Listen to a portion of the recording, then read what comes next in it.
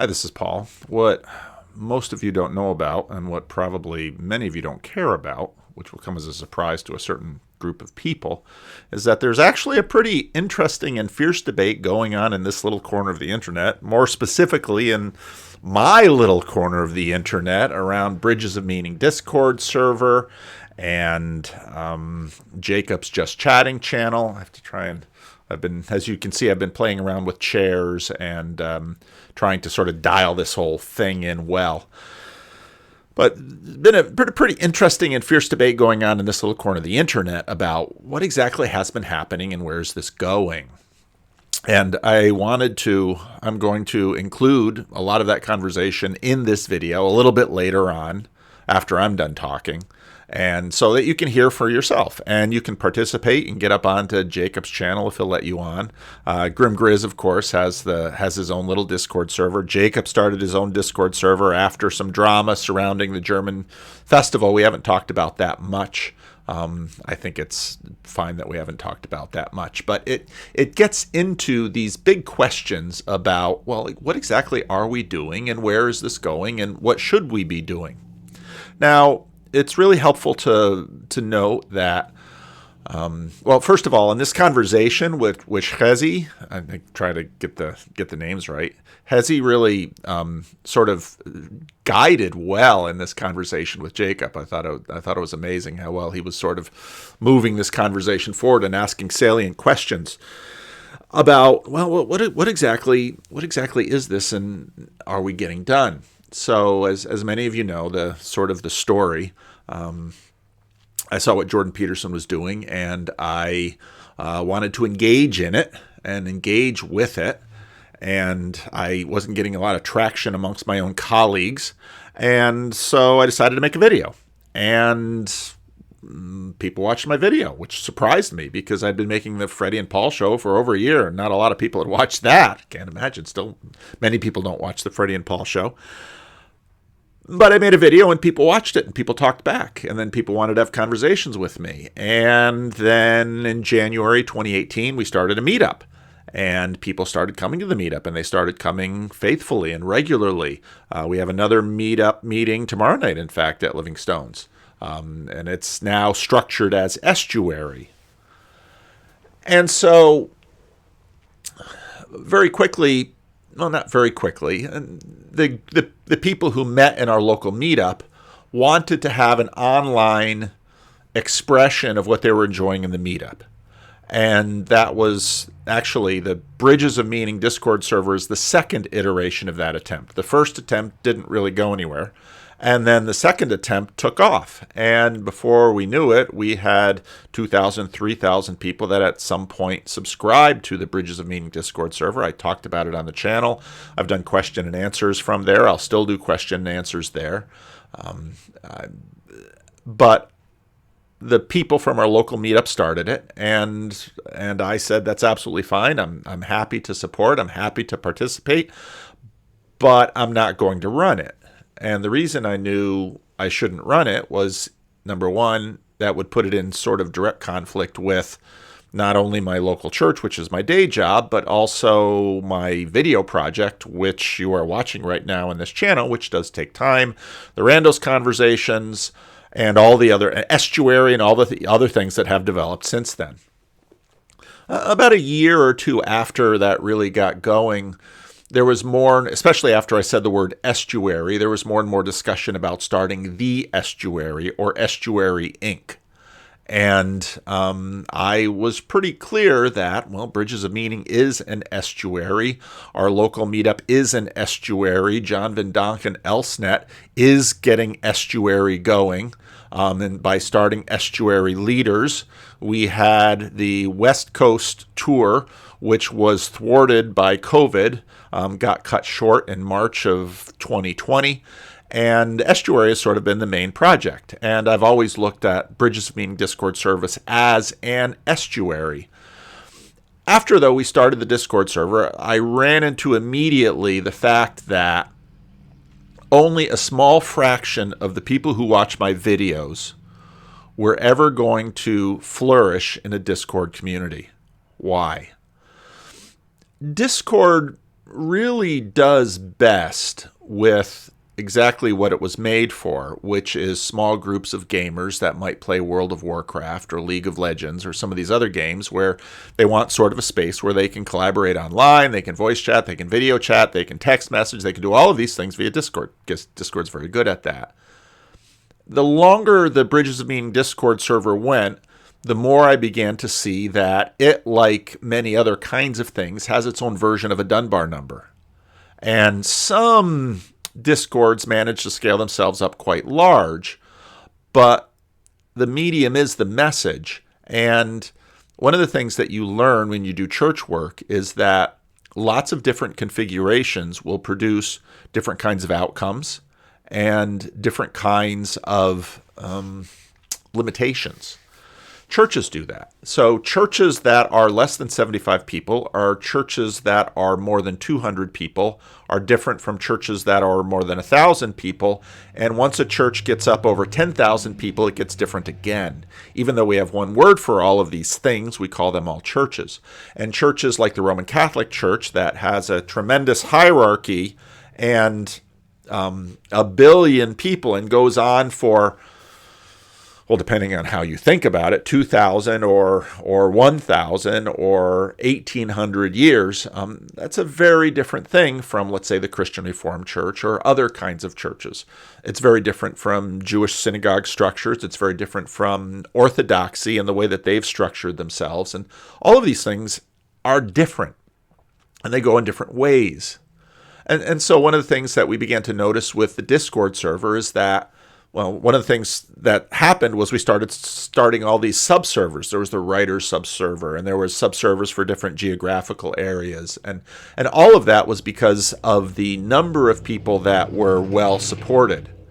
Another thing that tends to happen when you get something like a Discord server is that certain personalities tend to colonize it. And I'm not talking about Joey here, because what happened at Bridges of Meaning was that there was a group of admins, and the group of admins is supposed to sort of share the weight.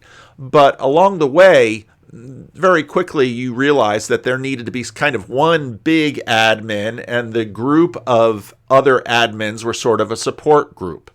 And they worked with that one main admin, and for a long time, Joey was that admin. And Joey basically saw that, well, if the Discord server is going to facilitate good conversations, someone's going to need to kick out the bad actors. And so Joey would ban some people, and then there would be exiles from the Bridges of Meaning Discord server who would come to me and complain that they were exiled from it, and they would plead their case.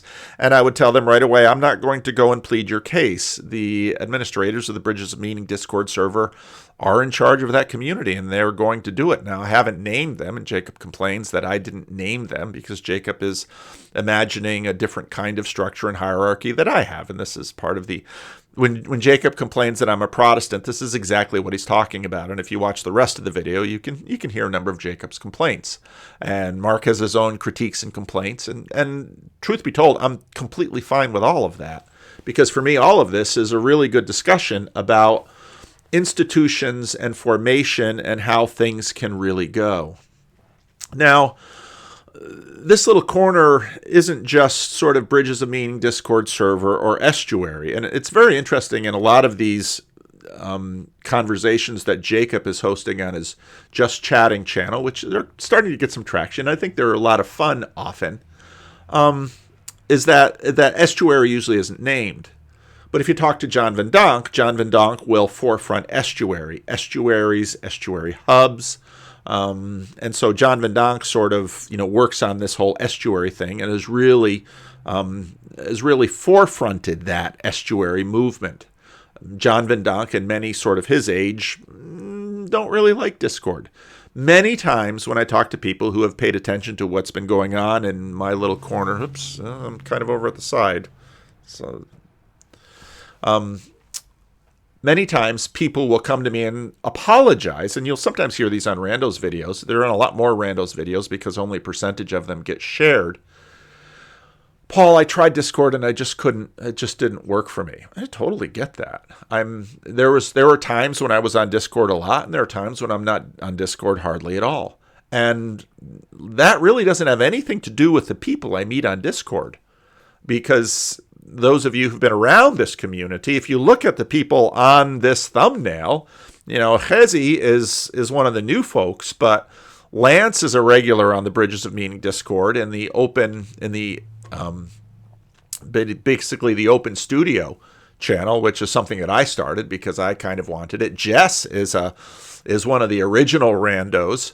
Luke is one of the original randos. Sherry is one of the original randos. Iron Root was, lived in the basement of the Discord server for like a year. And then, of course, there was the Awakening from the Meaning Crisis Discord server, which no one will argue belongs to John Vervaeke, even though they took the name of his most popular series, and he comes on there fairly regularly to do a question and answer session. Mark will complain about about the Awakening from the Meaning Crisis Discord server about as much as anyone because of its non-administration that was happening. And what's kind of funny is a little later in this video, Mark will complain about the fact that the Bridges of Meaning admins are both too negligent and also too secretive for his taste because we've been talking about successive servers and some of the people Job, basically said of course, hardly anyone here. And again, if you do as many randos conversations as I do, you very quickly have an appreciation for the fact that the number of people who watch my channel is far broader than Estuary, than Bridges of Meaning, than this little corner. This afternoon, I did a podcast with a pastor from Minneapolis who has not participated in any of this. My other randos conversation, both of my randos conversations today, don't know about most of what's going on. I had lunch today with a colleague of mine who has probably watched 3 or 4 of my videos or listened to them in podcast form and doesn't have much of any awareness for any of this. Yet people look at 23,000 subscribers as a really big number, which, all of us know it's not a real big number when it comes to YouTube. Jordan Peterson adds probably that many new subscribers every day. They look at that big number and say, wow, Paul has clout. When the truth is, when I do a live Q&A on Friday mornings, we get to maybe 75, 80 people. Even Digital Gnosis, whose channel has about 6,000 subscribers, when he does a live stream, he'll often be well up over 100. YouTube analytics are really strange things, and the more you pay attention to them, the more you realize they don't tell you what they think they tell you. And so there's a lot going on in this little corner, and this little corner is much more a movement and a fairly loosely held linkage of very different types of efforts. In some ways, one of the things that I picked up on in this was, for some people, what they really want and how they saw Bridges of Meaning Discord server was this was a place where sort of refugees from the meaning crisis could come and find a community, and, well, they might make their way to the Awakening from the Meaning Crisis Discord server because Manuel Ironroot was in the basement of Bridges of Meaning for a long time, but then went over to Awakening from the Meaning Crisis and then did the meditation that with Mark and Manuel still do that happens on the Awakening from the Meaning Crisis Discord server. And Manuel found that super helpful to the point that he also goes to church. And he goes to church right across from the street from his house. And a lot of what happened with, especially the early days of the Bridges of Meaning Discord servers, that people would come there, and it was sort of a really helpful on-ramp into a variety of other places, probably most of the time, and for most people, finding a way into a church. Some found their way into Roman Catholic churches, some found their way into Orthodox churches, some found their way into Protestant churches, often churches that they had gone to before. And if you look at my conversations with Sally Joe and with Job, you'll find this trajectory for many, many people. Now, one of the things that Lance makes a comment in this video where he notes the tension between the fact that, on one hand, we're developing an online community, while a deep value of this community is to point people to local offline communities. John Van Donk noted this directly when he said to me, if I understand your channel, when the goal of your channel is to get people to stop watching so much YouTube. And I thought, yeah, that's right. In other words, there's a degree of churn. That also comes up in this conversation where Manuel expresses some frustration that kind of what he really wants is an organization or institution that will really increase the process of what a lot of people went through in the early days of the Bridges of Meaning Discord server. And now that they've been doing this for 4 or 5 years, and they're a little frustrated because they think at this point they would have sort of arrived at, even if it might be an online institution, but something organized with a structure and a hierarchy and clear leadership and all of that to accomplish a goal. And let's say that goal is alleviating people from the meaning crisis. Now, in many ways, that's John Vervaeke's area that he's been looking at, but even John and Mark will sometimes criticize him for this. John, when he talks about an ecology of practices, for the most part, points to other people's practices. You'll see Guy Sengstock on his channel talking about circling. Rafe Kelly's on his channel with the project that Rafe is doing. And so what we actually see are sort of a diversity of things. Now, Jonathan Peugeot and I, both as Christians, will admonish people to go to church. A lot of what Bridges of Meaning did was help people sort of get connected to church. One of the things that we began to know is that the longer Bridges of Meaning went, the more it sort of became an on-ramp onto church, and the more people just started going to church. And eventually, there's churn in the Bridges of Meaning Discord server that people would come on for a season and find what they needed and sort of move away from it for something else that they needed. Many other people who watched my channel and maybe dipped a toe into Bridges of Meaning, just the interface didn't work for them. They're just not going to be online that many hours in a day. YouTube or the podcast sort of works for them, and they listen to, and I put out about 7 to 10 videos a week, and they might listen to 3 or 4 a month. That's another reality of this. So people access this at all sorts of different levels. People have all sorts of different commitments in their life. Some of the people who listen to my channel are committed Christians and regular churchgoers. Some of the people that listen to my channel are atheists and they never go to church. Some of the people that listen to my channel are more over on the Vervaeke side. Some of the people that listen to my channel are orthobros or maybe ex-evangelicals who are now in the Orthodox Church. Some of the people that listen to my channel are hardcore Catholics. Some of the people that listen to my channel are culture warriors. Jacob expresses his desire that whatever this little corner or this little movement is, maybe it can do something to forestall his fear of the coming civil war that will happen in the United States in 2024. Lots of people come to this for lots of different outcomes. And one of the things that Chezi does really well, I'm probably putting too much of a Dutch throat in there. One of the things that he does really well in this conversation, as others do too, is basically saying, now, what exactly do you want? What exactly are you talking about? I'm going to push this back a little bit. See, I'm still... What exactly do you need? And the truth is that, let's say, of 1,000 people watching my channel, 75 will check out the Discord server. 15 might get serious about estuary. That's my guess, kind of the numbers. Another 40 or 50 will be curious about estuary, but they're already in a church and they have a small group and they have a community around them. Others will never want to go to church, but they've played around with circling or they're doing some such other thing.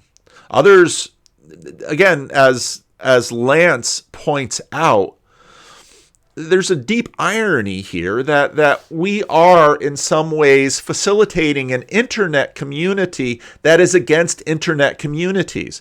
And the more we do this, the deeper the irony gets.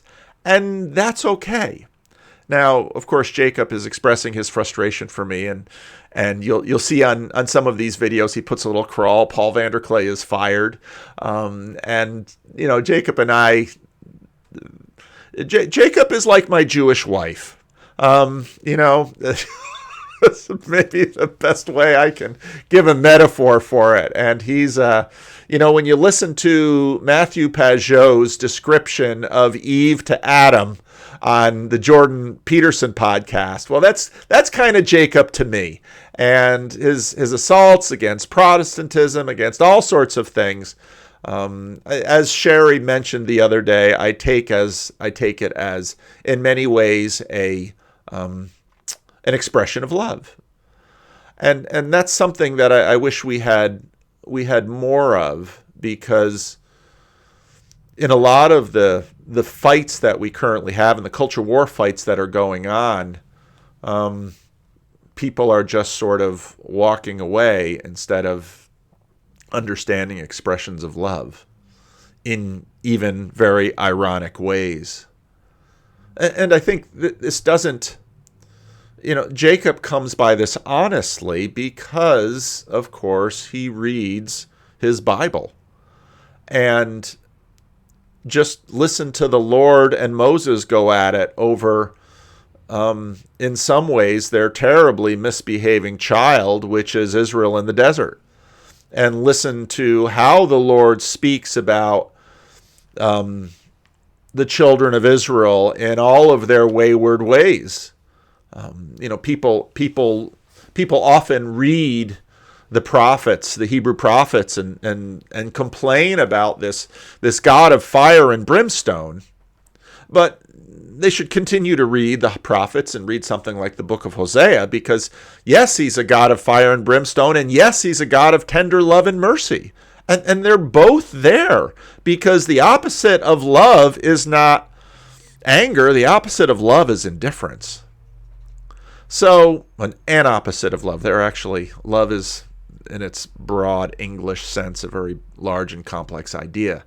So, there's a ton going on here, and I find the passion and the intelligence and the level of discussion going on about this little corner, the Bridges of Meaning Discord server, and what we want out of this. I find all of this healthy and stimulating and good. We're having a conversation. If you go back, again, it's funny because in Jacob's little channel, Just Chatting, you very seldom hear estuary. And if there was one of my little projects that's probably the fair-haired child, it's more estuary. And Bridges of Meaning Discord was intended to be an estuary, but as estuary developed, it's quite clear that Bridges of Meaning, just by its Discord format, is a different thing. And that's absolutely okay. Discord fits a certain group of people really well, and a certain group of people will really flourish in it. But I would say that easily 90 to 95% of my audience won't flourish in Discord. Maybe StreamYard, Just Chattings, can pick up another 5%. Maybe if I finally get around to writing a book, that'll pick up another 5%. There's people on on Twitter who are in my audience that are also sort of in a different space. And now, again, my channel's quite small. If you look at Jordan Peterson land, well, it's far larger. But in some ways, there's a really interesting segment on here where Manuel sort of goes after the political orientation. And I thought that was a good segment of the conversation, too.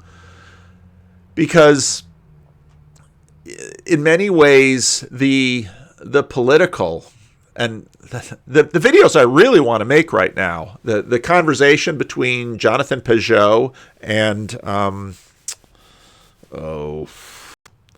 Bernardo Kastrup, that was a very interesting conversation.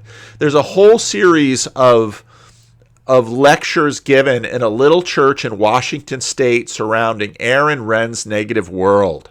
I really want to dig into those conversations and do some commentary on them. I'm really excited about the marriage crisis conversations that we're having. But in many ways, these conversations around my ownership of my little corner, again, in some ways, Jacob complains about that I'm not going at this formally enough in terms of leadership.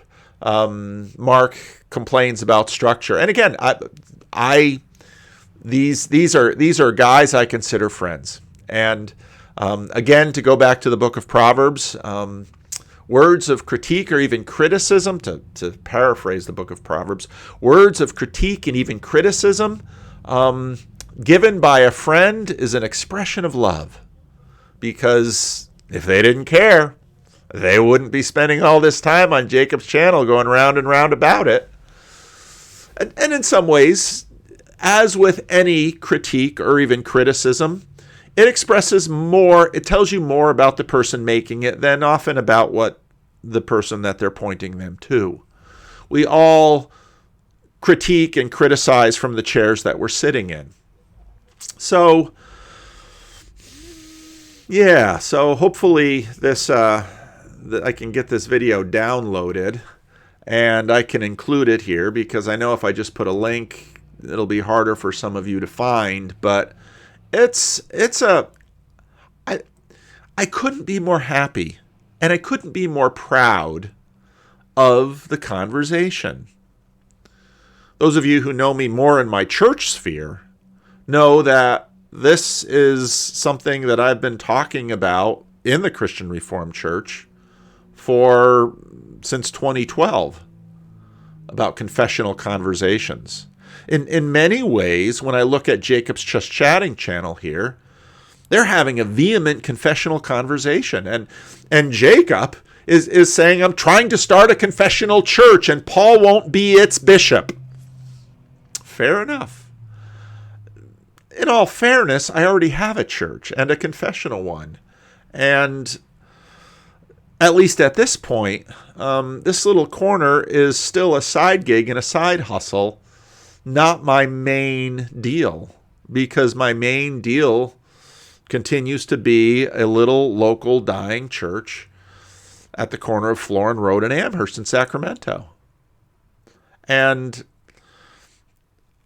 that's something that for as long as the Lord gives it to me, I'll keep shepherding. Now, once the time to lay living stones to rest comes, who knows? I've got basically 8 years until retirement.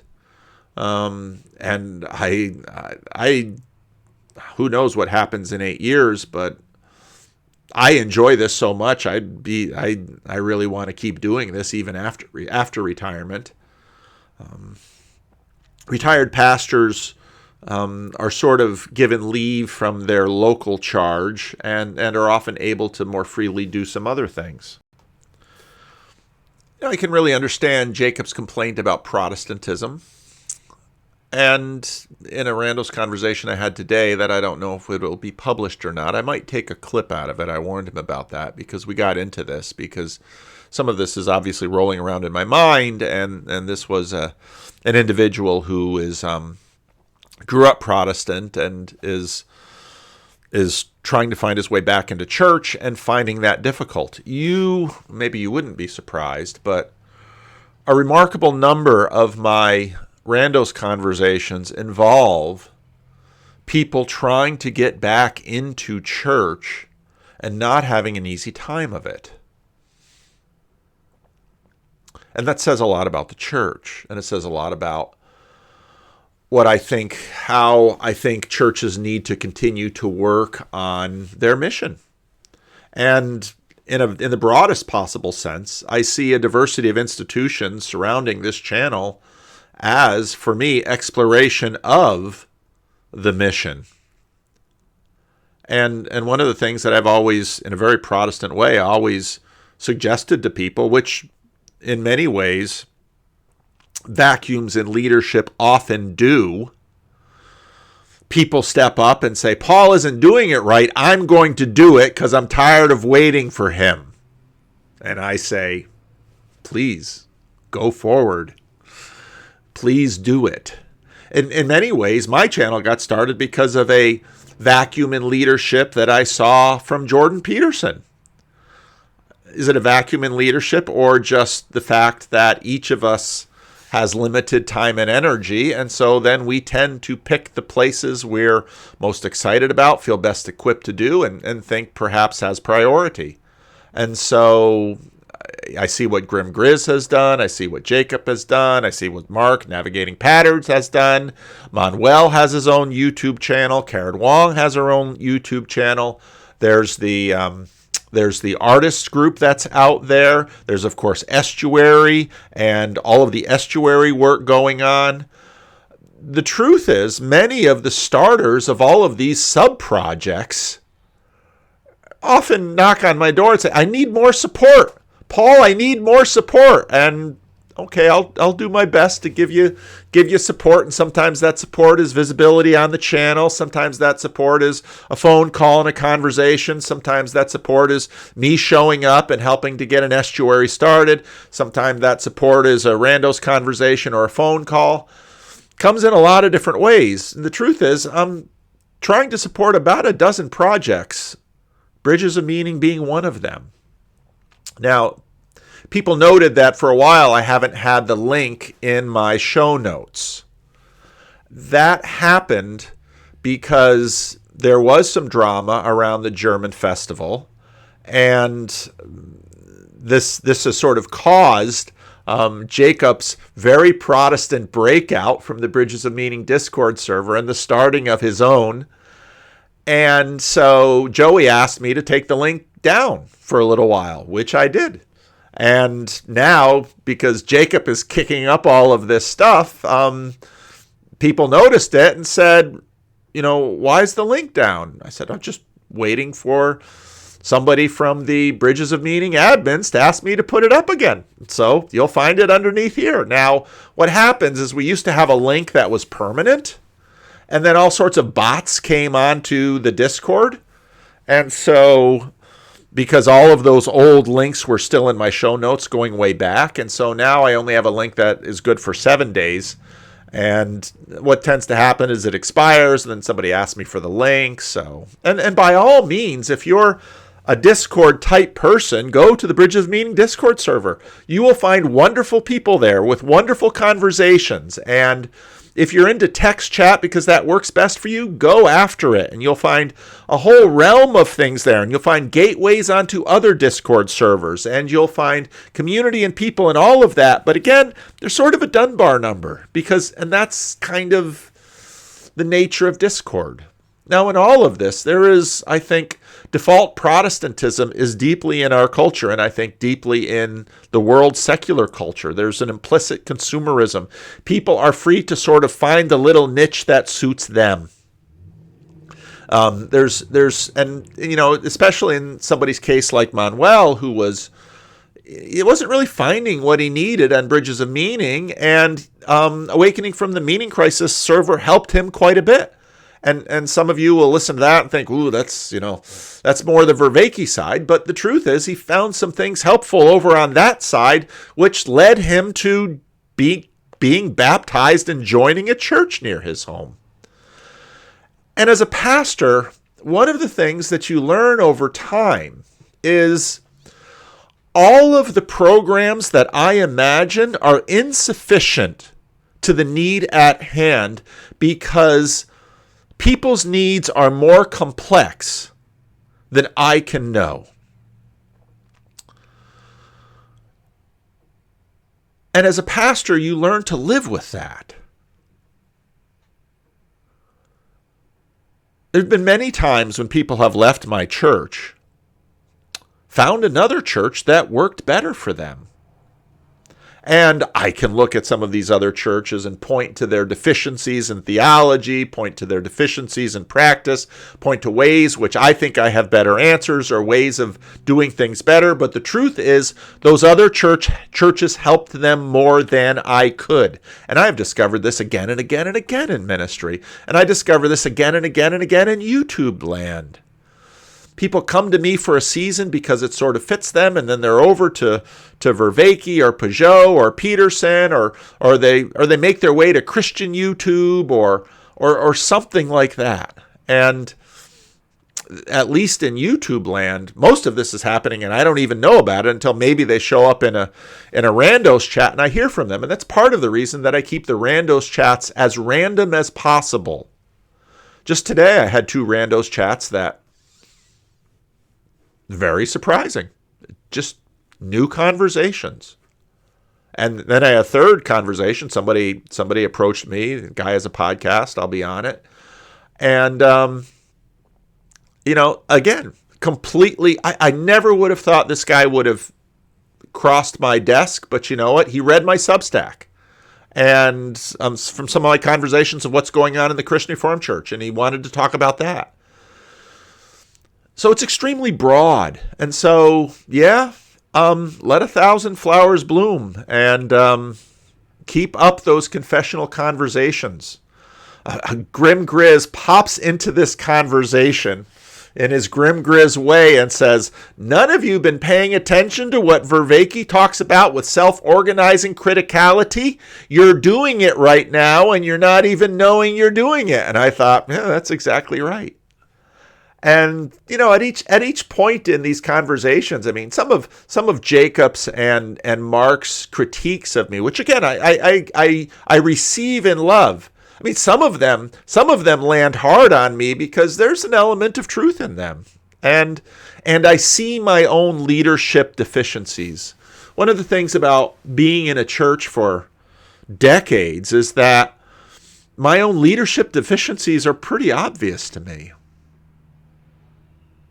Now, in Christianity and in the church, this is why we have the body of Christ and why we have giftedness. Because I've not been given all of the spiritual gifts. Other people have other gifts. And so as a body, we make up for each other. Now, what I'm advocating is a body of bodies. Now, Jacob also in this video talks about the problem of the priesthood of all, and you can see that I laid it out here, the self-priesthood of all, maybe not believers, but yeah, that again, deep within our culture, deep within the way things go. Movement versus institutions. This little corner is much more of a movement than an institution. Movements don't have that. There's an early days in church planting, and myself and my colleague who were kind of spearheading this had a couple of young church planters across the lunch table from us. And one of those church planters said to us, I think of us much more than a movement than an institution. My very wise colleague leans over and says, does your movement have a budget? Does your movement pay your salary?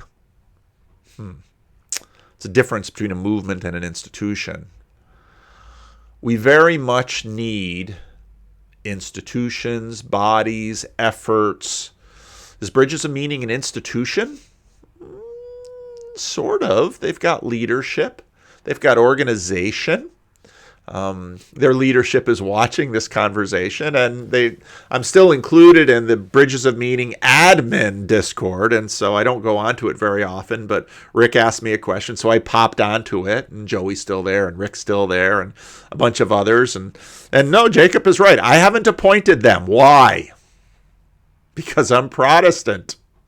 Because in many ways, and I find these ironies deep, the Bridges of Meaning admins bring up new ones from the body. It's eerily like Christian Reformed councils are formed from the congregation. And I'm comfortable with that. Jacob can fire me. And that doesn't bother me because, Jacob, frustrating Jacob has led him to build things and to try things that I wouldn't have, couldn't have.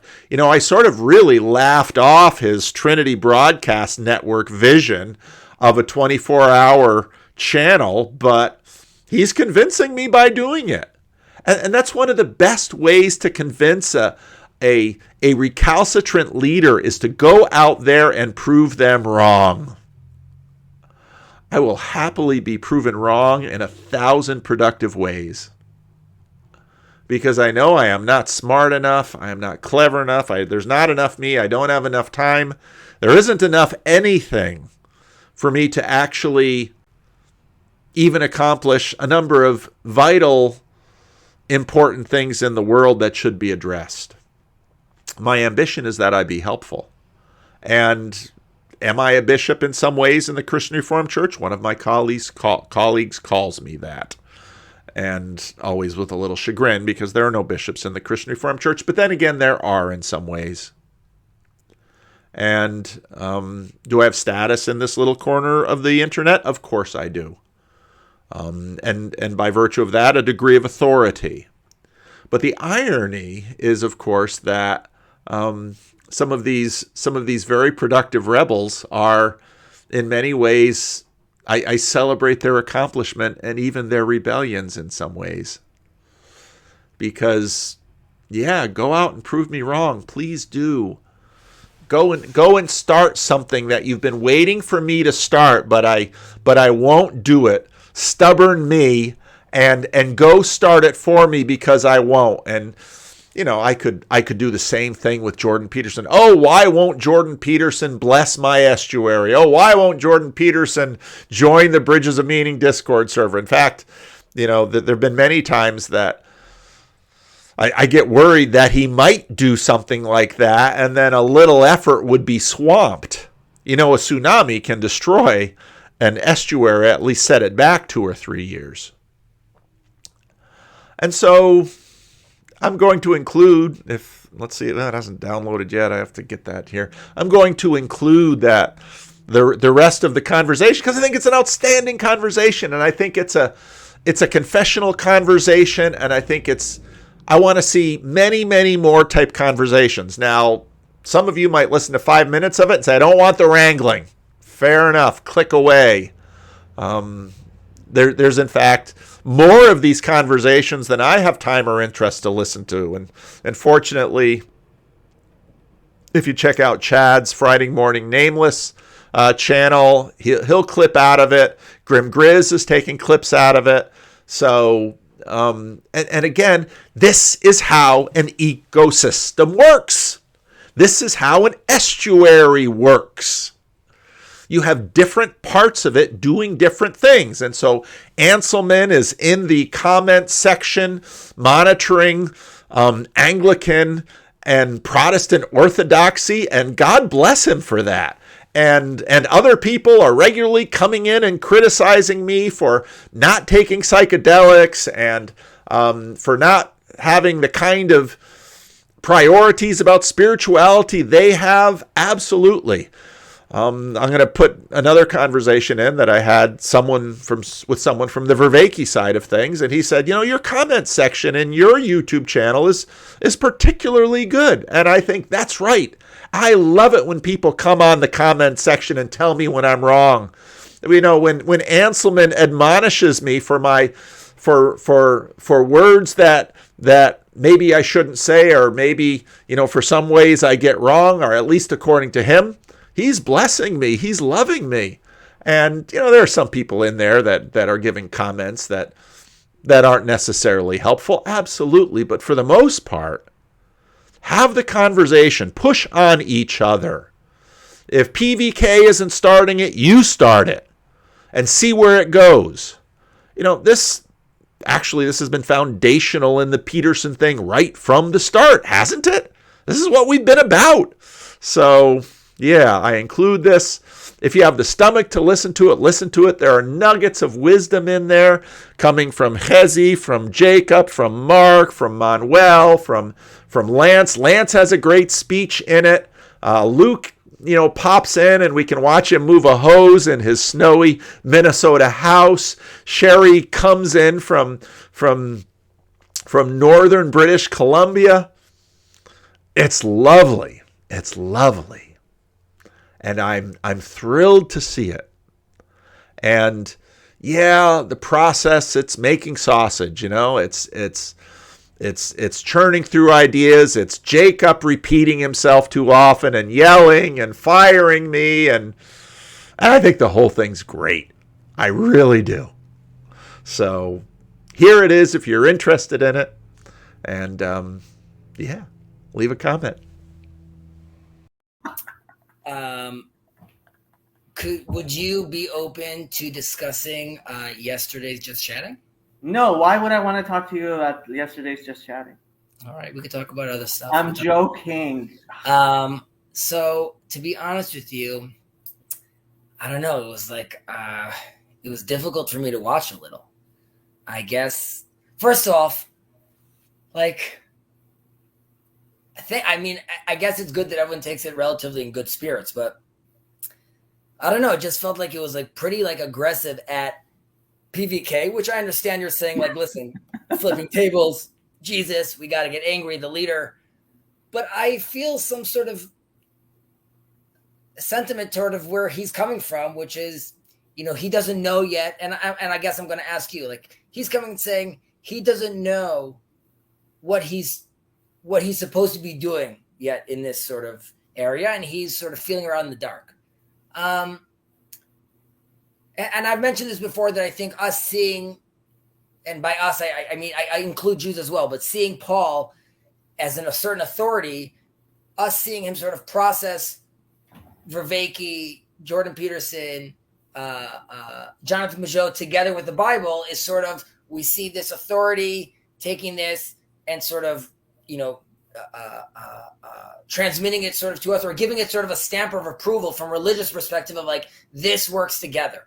And I think in a certain sense, that's in a certain case, sort of the meaning we get to feel around. We're seeing like, okay, he's taking this, and it seems to be coherent. Now, I don't know, I think that's like, it's still very much in its like early stage. And I would think that this is like the Just Chatting is a development of the Bridges of Meaning Discord, because like this is happening, which I think is like a little more interactive. However, I don't know, like all the question of like a hierarchy and people in charge, and in charge of what? Like right now, I don't know. It's like, it really, I was thinking about it sort of like a dream catcher, meaning catcher. You have people fumbling their way over here and they're like, okay, what is this? I have questions. You guys have questions. So isn't this sort of at this stage, this mode, like, yes, it needs to go somewhere, but like maybe it's even too soon to ask where it needs to go. Does that make sense? So, Trezzy, for you, this is a question of only a few years, apparently. Whereas I went 1 year, okay. I went to college to study political science, and my graduate degrees were supposed to be a Master's of Public Administration and a Juris Doctor, which is the law degree here in the United States. And my whole project, really since childhood, has been making order in the chaos that I saw, right? I am a refugee from the revolution in Iran in the United States, and I grew up here with an absolute love for being able to live in a country where things are so well regulated. Let me tell you a story about when we were kids. When we were in the car, my sister and I would see, here in the United States, would see a police car and we would get scared. Because guess what? Part of my formative experience as a child was when the police came, arrested my father, and we thought he would never get back. He was convicted of being a Zionist spy in Iran and served 6 months in jail. Okay? so when we were here in the United States, my sister and I, when we saw police cars, it frightened us. And I remember my father saying, "No, these cops are here to help us, right? And um, don't worry about the police; they're the good guys." And I remember when I was in college, standing on the front lawn of a black man who was living in Beverly Hills, and he told me when he was a child, because he had come from much more humble beginnings than where he was living there at the time. We were on his front lawn as I was leaving, and the police passed by and waved to him, and he waved back. And he told me the idea that he is there in Beverly Hills in a very, very expensive house. And the police are waving to him, know his name, know who he is, right? That was a very different thing for him.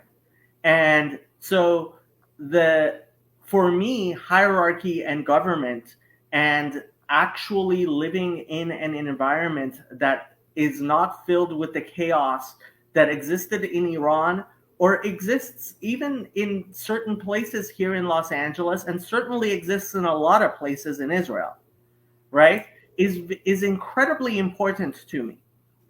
I'm just writing down some notes as you speak, so don't. What? I said I'm just writing down some notes as you speak. Okay. And so when Father Eric, you can always come on to StreamYard and come into the chat. You're an admin on this channel. Not sure we want to have a public chat, but like obviously you're always welcome, Father Eric. No, serious. And so for me, this is not a project of a few years. This is a lifetime project. And I got involved in the Jordan Peterson whole thing partially because he understands the necessity of hierarchy. And he was talking about how our society is falling apart. So for me, again, Grim, you are a admin on this channel. You are always welcome. Can we just put the link though if people want to join? We can. I want high. Well, I guess this is part of the conversation, which is while I'm talking, you could post the link. But I guess one is I agree with you that the hierarchy is extremely important, but there's a time and place for that. And secondly, you were mentioning about chaos coming in. I just wrote this little note over here. But it's sort of like, again, like the Jubilee and Shabbos, like where you have this, you could have chaos come in and have it within a certain structure of order. And having a channel like this, at this stage at least, is allowing a person's individual chaos, sort of when he was seeing this meaning fall, like in his meaning crisis, come into this space, this little corner, which allows him to have a framework for that chaos. Now, there's a lot of chaos still, as we see here. There's Jews, there's Christians, there's Protestants, there's all different sects. They're discussing whether it's the Trinity or all the way down, right? So you still see that chaos happening.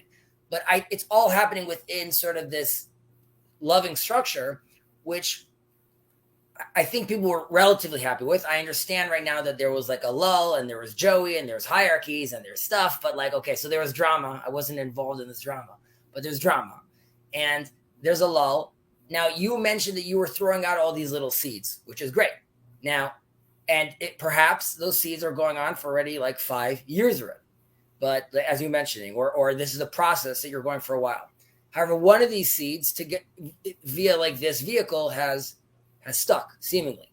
And there was some sort of like revival in this group, I guess, that now people are having this conversation. Now, I see some conversations about like, it's too much thinky talky and like it needs to be more practical. Now I love Paul just did this series about like marriage, which I think is like phenomenal, which I think is like that's like very, there's a word in Hebrew called tachles. It's very on the ground, like facts on the ground. And I think there should be more breakups like that. However, isn't it still too soon to even define this in a sense where like you need a hierarchy? And you're going to explain to me why I'm wrong and why you think you need a hierarchy. I guess I'm just saying that right now, if people feel that already here, there's a system that they won't necessarily feel comfortable in, are we sort of losing those people that are still searching for meaning? And arguably you could say like, well, listen, Chazi, like we can't wait forever, or we got to move on. This needs to progress. But again, no. You're misunderstanding. So this is part of what this corner has started recognizing. Did you share a link? I did, yes, and it's pinned up to the top of the thing. Cool. That it's the fact that we don't know all of the things that we don't know, and we don't recognize all of the things that are holding us up in ways that we're just not aware of. So it's not that there isn't a hierarchy and I'm trying to create a hierarchy. There is a hierarchy. There's obviously a hierarchy. And Paul knows better than most that there is a hierarchy. He just wants to pretend like he's not at the top of that hierarchy. And so the problem is that the problem is that Chazi is in fact a genius. And the big man is here himself. You need to turn off your YouTube. The big man is here himself. So there is a hierarchy. Of course there's a hierarchy. And Paul realizes there's a hierarchy. Paul knows there's a hierarchy. Paul just doesn't want to be in control of that hierarchy. Okay, but 1 second, Jacob. Before we go any further, just because I think it's very, we're fortunate that Pastor Paul is here. I would hate to have a repeat where he feels the need to bust out if it gets too intensive here. So I have to leave in 10 minutes anyway, so that's all fine. Any leaving will not be on this. Okay, so but Paul, if you're here, if you don't mind, I know that you discussed this yesterday, but I think it's important. And Jacob, I'm going to say something. I don't remember her name, but yesterday on the stream there was some woman, Kara. Okay, it seemed like she was like in this conversation. You'd be like, well, guess what, sister? It was the wrong time, but she was still very much looking to have like the classic, like let's flow all together conversation. And it was like, not now, sister. Like now we're talking about. That was the first time I've ever met her, and she was not contributing to the conversation. But Jacob, her participation by just observing this and enjoying this for her could have been life changing. Now, okay, let's not get too crazy. Maybe look. Yes, I realize the importance of the individual. Yes, the individual is really important. But guess what? I have bigger fish to fry. Okay. So 1 second before we jump to the bigger fish to fry. Okay, because I wanted to talk about this because again, perhaps I'm not understanding. I'm with you that there's bigger fish to fry, and I think all of us see that that there's something coming, and we want to be prepared. However, is it time to fry those bigger fish like today? Yeah. Or could it be that like that happens down the line? And no. One more second, and it's all yours. Like you were talking about 24 hours. We're on this site right now. People are talking. 20 people are watching. People are engaging. I look at this as like success. We won. It's happening. It's moving. Now you could also say, great, Chazi, someone needs to keep on pushing. And if I'm no, Chazi, 20 people watching is small. because Paul's channel gets hundreds of people. Paul should be able, if Paul was having just chatting streams, if Paul was leading this conversation like he should be, then there would be thousands of people who would be watching instead of hundreds.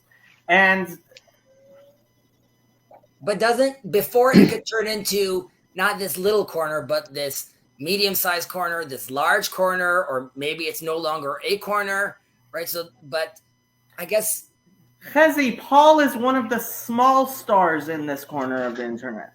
Okay. Yeah. We had like almost a 4-hour conversation on BOM today, and Manuel and Mark participated. Cassidy was there. Luke was there. Jess P was there.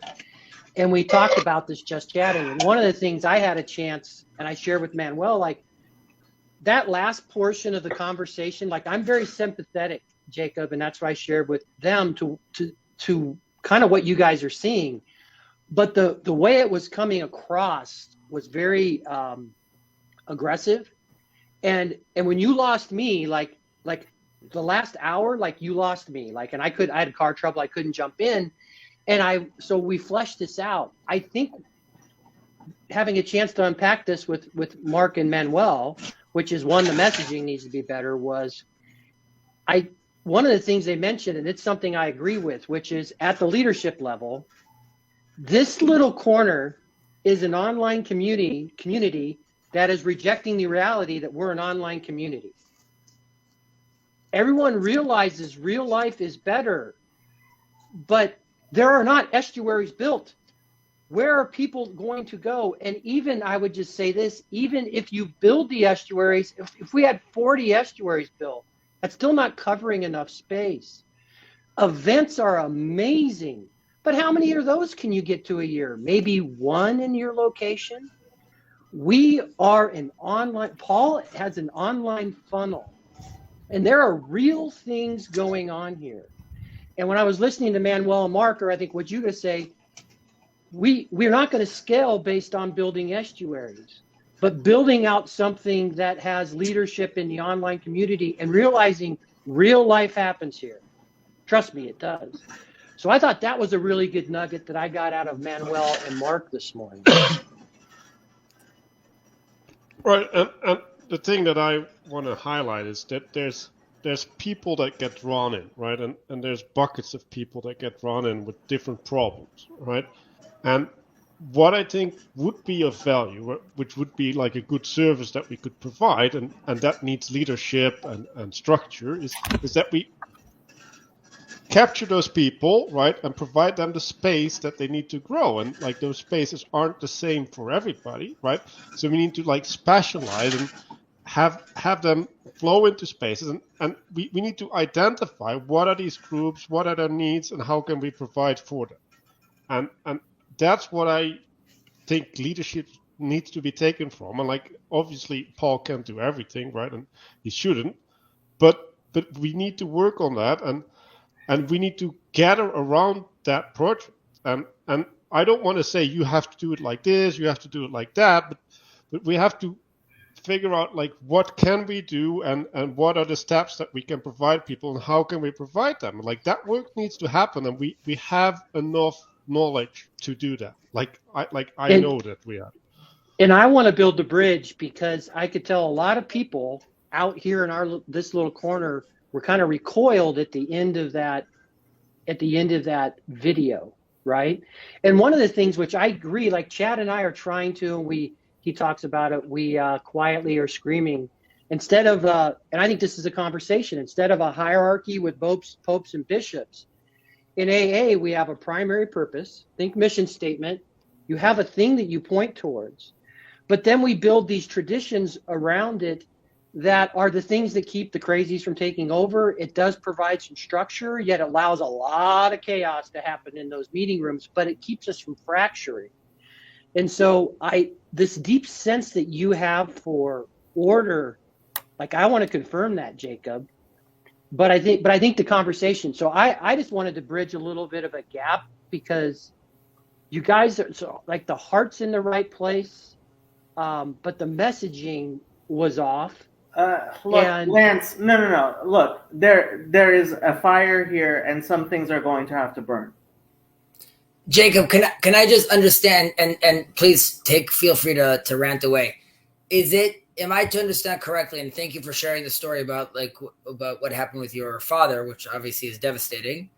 Do you feel that, given that your experience, when you look around you, you feel like a sense of urgency that, like, okay, so first of all, we obviously have to appreciate that you're coming from this place where, like, you guys, Okay, listen, look, there's a reason I made my video, how civil wars start, and there's a reason why I built it around the PBS interview with the professor at UC San Diego. So this is not somebody on the right. This is an academic on the left who works for the CIA, who was on PBS, not on Fox News, talking about 2024 election being a civil war situation in the United States. But do you see, and I see a civil war in the United States at the 2024 election. Okay, but first of all, obviously that would be horrible. Do you feel, though, that this Just Chatting or this corner should be addressing that issue? For the past 6 years, I just want to make sure I understand correctly, because up until now, this channel exists. For 6 years, I have been involved in the Jordan Peterson community solely because I want to avert the coming civil war that might happen in 2024.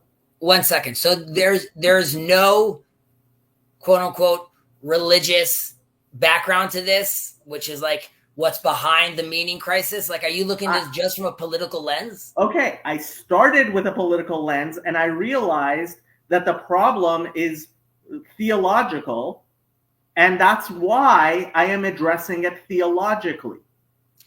But don't you feel, and rightfully so, you're saying, like, okay, guys, I've been as patient as I could be up until now, just playing around with the theological game, and I'm taking it seriously, but the clock's ticking. We just had the midterms. Elections are coming up. No. Okay, these two, I am still playing the theological game. My Hebrew Bible study last night was far more important to me than the Just Chatting stream, despite the fact that the Just Chatting stream got a lot more views. Are they separate, though? Because, like, I'm talking. No, they are not separate. I want to connect back to the Bible study, basically, because I think that's where we're pulling our meaning from. And I wish Paul had gotten a chance to speak before he had to go. But look, I will stick to the theological if I need to, and if there's nobody better to do the theological, I will stick to the political if I need to. And there's nobody better to do the political, I will do whatever it takes and whatever I am competent to do. This is not about me. This is about what needs to be done, being done, right? So, could I ask, Manuel, what do you, and I'm sorry if it's on the spot, but like, where do you see that in the same way? Are you seeing this as this, like, from this political vantage point as well, that, like, this is what this conversation on Just Chatting, like we're no, on this train I don't heading use nowhere? the political frame, right? Like I see that there's a meaning crisis and that can get whatever expression, and like I'm not gonna refute Jacob's observation, right? Like that potential is definitely there, but for me, it's like this stuff has been percolating for a while, right? And it's like at a certain point, like there needs to be a flag planted and moved forward. And I feel like we've passed that point. Like we plant the flag and move. Okay, and, so and what does that like mean? I don't mean moving in a political way, but moving in the sense of, okay, we need to get a body, and the body needs to take action in the world. Wait, what's so we know this as individuals, I can wake up in the morning and take action. When you say this body, forget who's at the head or who the leaders are. What's the action this body's taking? And before you answer that, I would argue that currently, this right now is the new iteration of that body, right? So you can be like, okay, but this just chatting is not effective. It's not doing anything. So it's doing a lot. It's doing a lot. Okay. And see, this is the problem. This is the problem, again, that Paul has, right? He wants to know what the telos is. The telos is God. The telos is thy kingdom come. That is the telos. Thy kingdom come, right? I am trying to help create a confessing church, an actual body. And by confessing church, I am referring to the organization, a very specific organization which existed during World War II in Germany. Okay? That's what I'm referring to. I am trying to help create cohesion. And the reason I have been supporting Paul, and I was supporting Paul until we had to fire him because he's incompetent, is that this is a body coming together. And this body is not about Paul Vanderklay. It is not about Jacob Paderecci either. What is it about? It's about a community. It's about people who have actually come together. That's what it is. So well, I would argue. I hear Mark. I hear community. Sorry, go ahead, Manuel. Yeah, well, I would argue that it's about lifting people up, right? So there's a lot of lost souls out there, right? And they stray in, right? Like that's what Jordan Peterson caught on to, right? Like, and you want to give those souls a place to rest and recover, right? And then from there go back out in the world, right? So you want to do two things, right? You want to do the on-ramping, right? And then digesting, right? So there needs to be a facilitation of the digesting, and then, and this is the latest step, you do the off-ramping again, right? Like how can we manifest things from what has been gathered here back into reality, right? And or the locality, that's a better word than reality, right? So and I think all of that needs structures, right? And it's like, okay, like we have this idea of AA, right? Like where there's this gathering and they have these principles, right? Like so that's a structure that you can use in the locality, right? And maybe you can also use parts of that online, right? And there's, well, the way I see it is like, what is this theology, right? Like Peugeot says the world is attention, right? So it provides people a way to attend to the world in new ways that aren't available to them, right? So we were talking about the political lens, right? Like almost everybody's in that stupid political lens, at least online, right? And their relationship with reality gets messed up because that's not a good lens for most problems, right? And so what you want to do is you want to give people the tools to engage from the right lens and with proper agency, seeing where they can affect things and where they shouldn't act and let things happen, and that's what's important, right? And then Lance was saying, well, yeah, like there's this turning the tables language which is triggering people. It's like fair enough, right? But knowing where you stand, right, allows you to resist, right, to hold your ground and to take action, justified action. Let me just tweak what Manuel said, which I agree with 99%. It's not a stupid political lens. The political is a necessary component of life. It is a necessary small component of life that needs to be confined to its proper location. And part of the problem we are having is that the political has become theological, and the theological has become I don't even know what to call what it has become. It's not that the theological is not there. The theological is there. It has become polluted with a lot of stupidity. It is the water which we swim in necessarily. The theological, you cannot operate without the theological. And so, yes, a lot of us especially me, came into the theological, and I believe Manuel is saying something similar, because we realized that the political is deeply, deeply broken. And the reason it's broken is because the theological has been polluted and is not working correctly. And part of the reason for that is that people are not paying attention to the theological like they should, right? And it is very perverse to me that when I put a just chatting stream and we end up talking about what I would say is more political, that it gains more attention than a more theological discussion. But that also is the way the world works, because most people are not capable of engaging the theological in a productive manner. They can only engage it in a receptive manner. And that's fine. Not everybody needs to be some Posek Hador, some great rabbi, some great Talmud Chacham. There is such a thing as Am Haaretz, the people of the land, right? And the vast majority of people are, in fact, going to be not the priests, but the congregation. And you need priests and you need a congregation, and that's the proper order of things. But part of the problem is this Protestant insistence on the priesthood of the people, that everybody should understand everything, that everybody should be involved, this egalitarianism, which... Who's asking for that, though? What? Who's asking that everyone... It's implicit. It's implicit in the Protestant theology.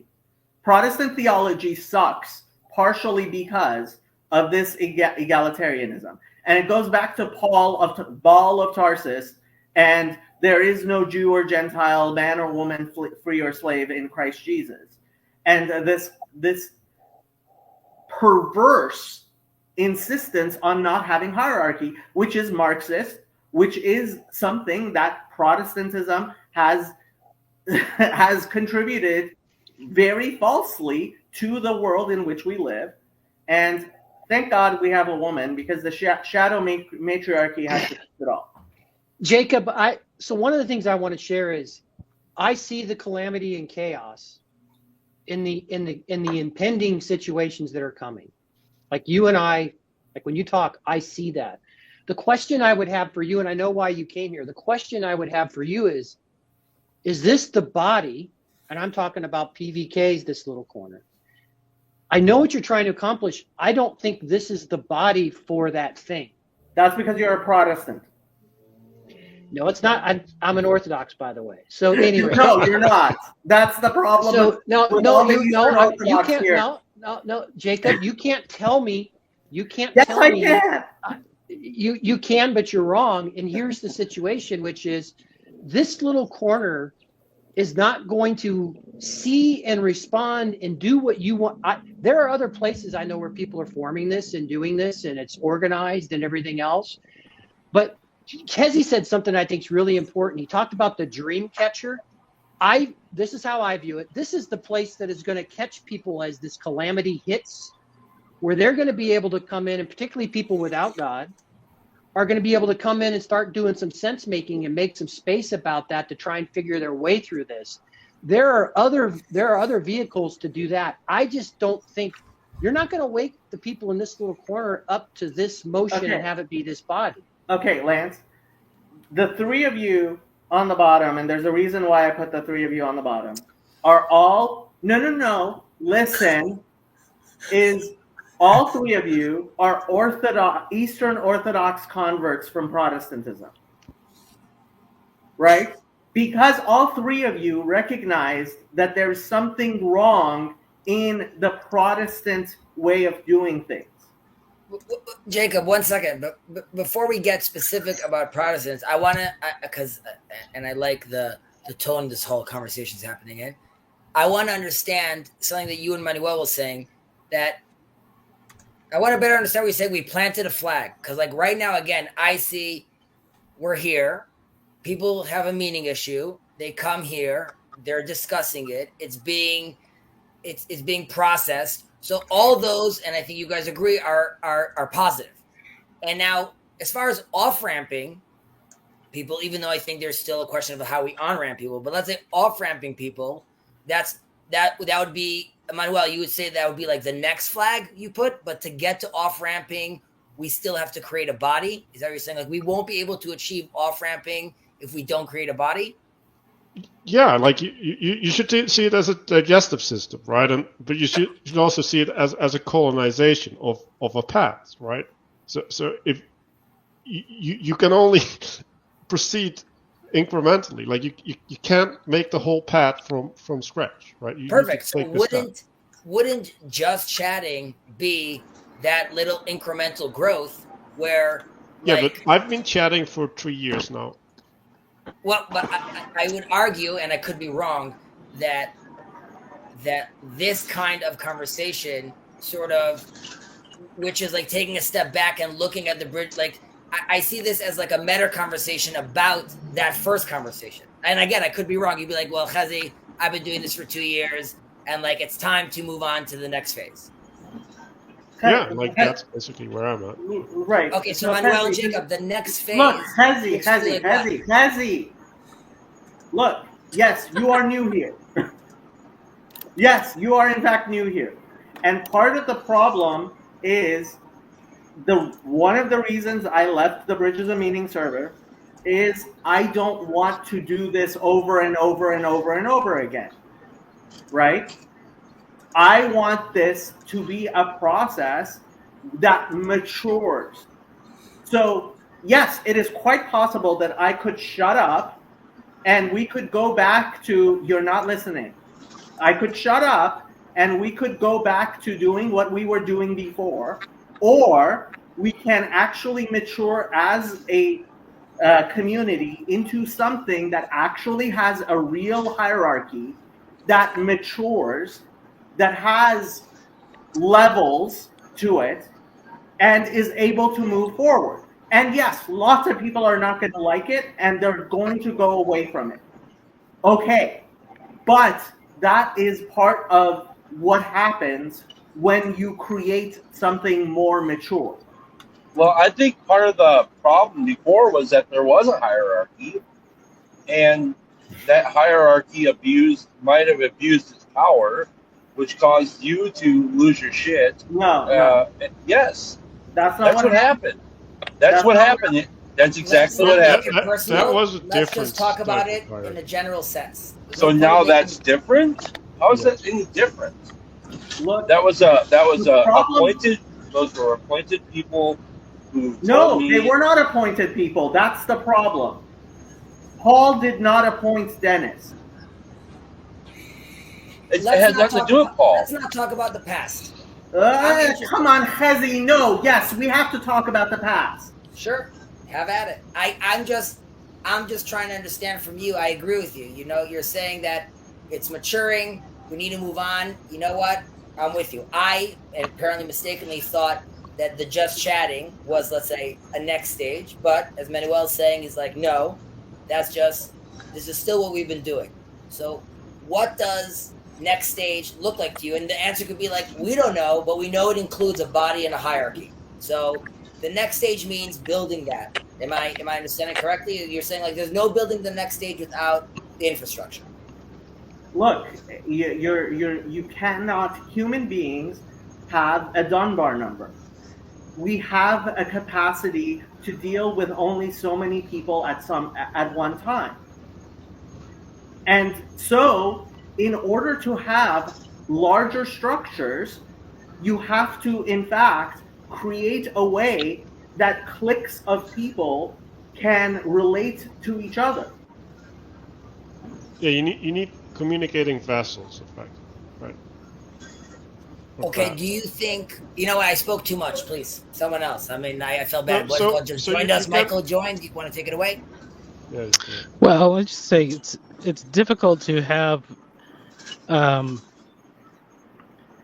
discussions about the theological roots of what's going on if there's no respect for people who hold to certain theologies. So, I mean, that's like, I mean, I'm not interested in changing my point of view. I'm not particularly interested in attacking anybody else's point of view. I would like to learn and listen. So, I mean, if the whole center of this thing is Protestant theology is bad and the worst and it's the cause of all problems, then I will just use my Protestant privilege to leave and not participate anymore.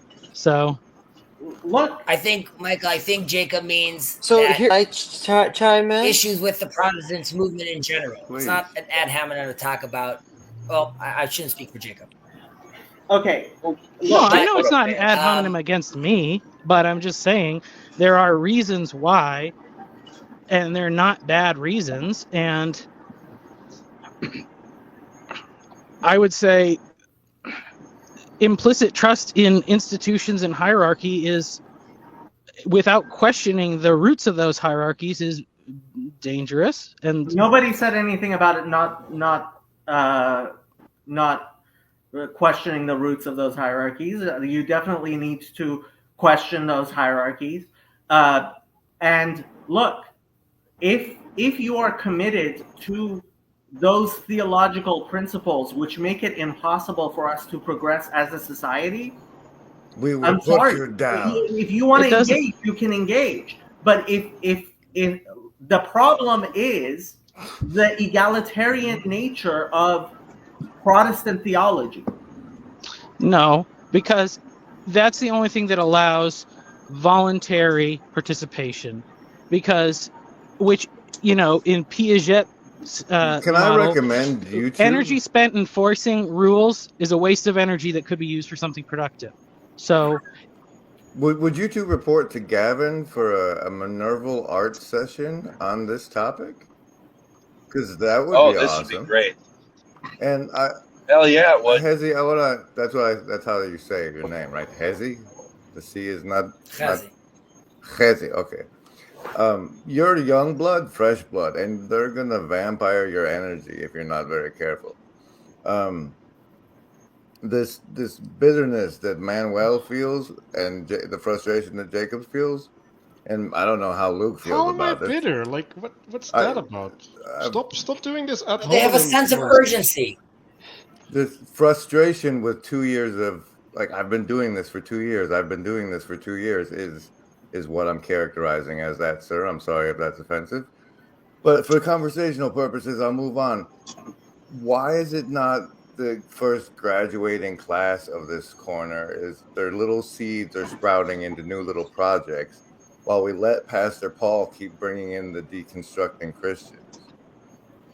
Because Bridges of Meaning is not going to continue to do what it has been for the new people. And why is So that? so yeah. So For the Jacob, new I people. think No, you I think you that's. mentioned new people.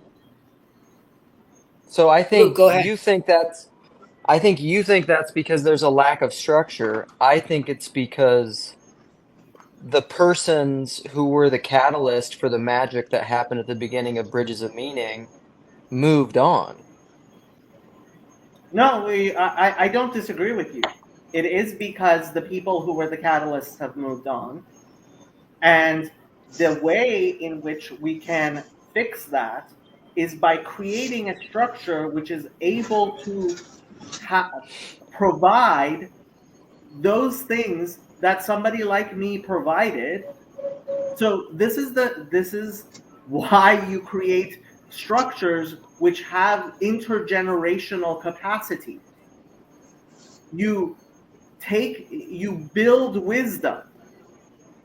And if we are not going to build generation to generation, Lador Vador, intergenerationally, and this is what I was saying on Grimm's stream earlier today, is the Protestant theology is a very good theology for conquering new territory. It's horrible I'll at agree with you there. governing intergenerational living. It's not competent. Jacob, do you mind expanding on that a little for Michael with just like where you're coming from that when you say that? Well, Michael, what do you think when I say that? Well, I know what you're saying, in that the next generation does not hold to what the previous generation did. I don't think that's always the case, but I mean, but I think that, I believe in a conversionary form of Christianity. I mean, I can say this as somebody who basically was a Christian like from my birth, but even still, it's like, there's this guy George Barna who takes statistics about churches, and there's a lot of different qualities. So we can say like the Catholic Church is the greatest institution in the world because it has 1 billion members, but it's also declined the fastest of any denomination in America. And when they ask people about many, their attendance is lower, their knowledge of the Bible is lower, their answers to like basic theological questions are lower. So it's like it's a structure that seems to have success in passing this on, but what it's actually passing on is not of much substance. And Okay, I mean, Well, I want to go back. there's no question. I would just say this about new people, right? Like the dream catcher thing. I love that how you said that, Hezi. But so people did much, like you guys have matured and you want to move on and start building things. That's great. I think it's a bit arrogant to think that there aren't amazingly magical people that might find their way now. It's not just the people that came in at one period of time. There are very interesting people that can come in. No, but there is. Lance, okay. You know what? What about the new people? What about the new those people, Lance? If those people are going to do it, let them do it. That's fine. Nobody's stopping them. What do you I guess 1 second, Jacob. I think to understand. I want to make sure I understand you, Lance. What you're saying is, and Jacob, I understanding you that at this point at this day and time, if someone new comes to Bridges meeting and let's say sees the shit show over there or whatever they're not coming because no one's directing them there anymore. There's no place for new people to come. And Jacob, you're saying okay, then let them find the new thing we're building. No. So Lance, there's a reason why Paul is no longer listing the Discord server. I heard that. Yeah. But that reason's gone. But that reason. No. That reason isn't gone. The reason is. Let's talk vaguely about stuff nobody can follow. Let's do that. So, guys, the new people, the Protestant, the new Protestants are welcome over at the Griswold Grimm channel. And the Friday Morning Nameless. And the Friday Morning Nameless. I want to go back to what Michael said. There are very valid criticisms of Catholic structure. Of course, there are. Obviously it's not Judaism. So, why in the Jesus name are we talking about Catholic structure at the moment? Right. What? Why are we talking about the structure of Catholicism right now? Because we're having a theological discussion. I told you guys he's using it as an illustration of how to build structure. The best structure I've ever seen to do this is actually 12-step program. They have the strongest structure for this type of thing. It handles all of the problems that you guys are talking about. You know, structure. You guys want to know structure? Whoa. I had an insight the other day, and I almost lost it, and I'm so glad it's back. You know, thanks to Karen, we've all been exposed to Michael Levin's work with the frog cell abominations, and that's what we are. We are a frog cell abomination. And we were supposed to be skins of the beast system, and we ended up here clumping together as this group of frog skin cells. And we're kind of swimming around like a horse and deciding what to do. I think, but there's still going to be... I'm actually trying to limit the number of people in the conversation. Go ahead. But there's still going to be a... Paul is pastoring who he's still pastoring, and that's going to stay the same. And that's Christians deconstructing and no reconstruct. He's watching Christianity crumble and processing that for people. That's his maven role. to expect him to lead any of these offshoot I don't expect things Paul. is Okay, how many times do I have to do this? every time. Okay, but it's not about Paul anymore. So who's on top of your hierarchy if not Paul? The only candidates I have right now are Michael and Garth and Eamon. Why am I not a candidate? You're not a candidate.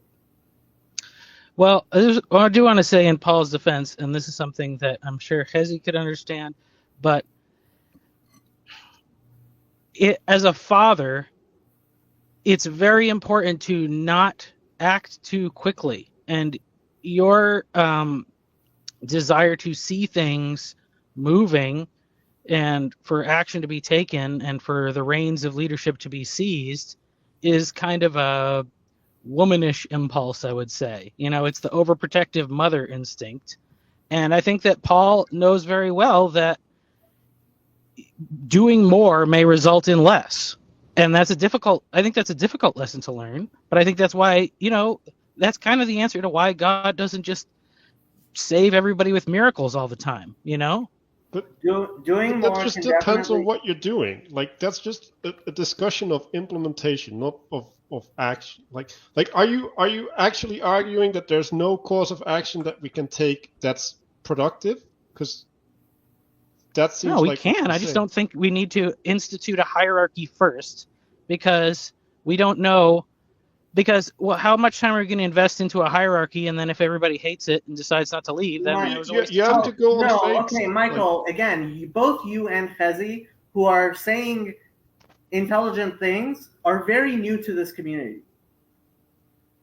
Very new. And you're telling us, oh, it takes time. Yeah, you know why you think it takes time? Because you're new to this community. This community is not moving.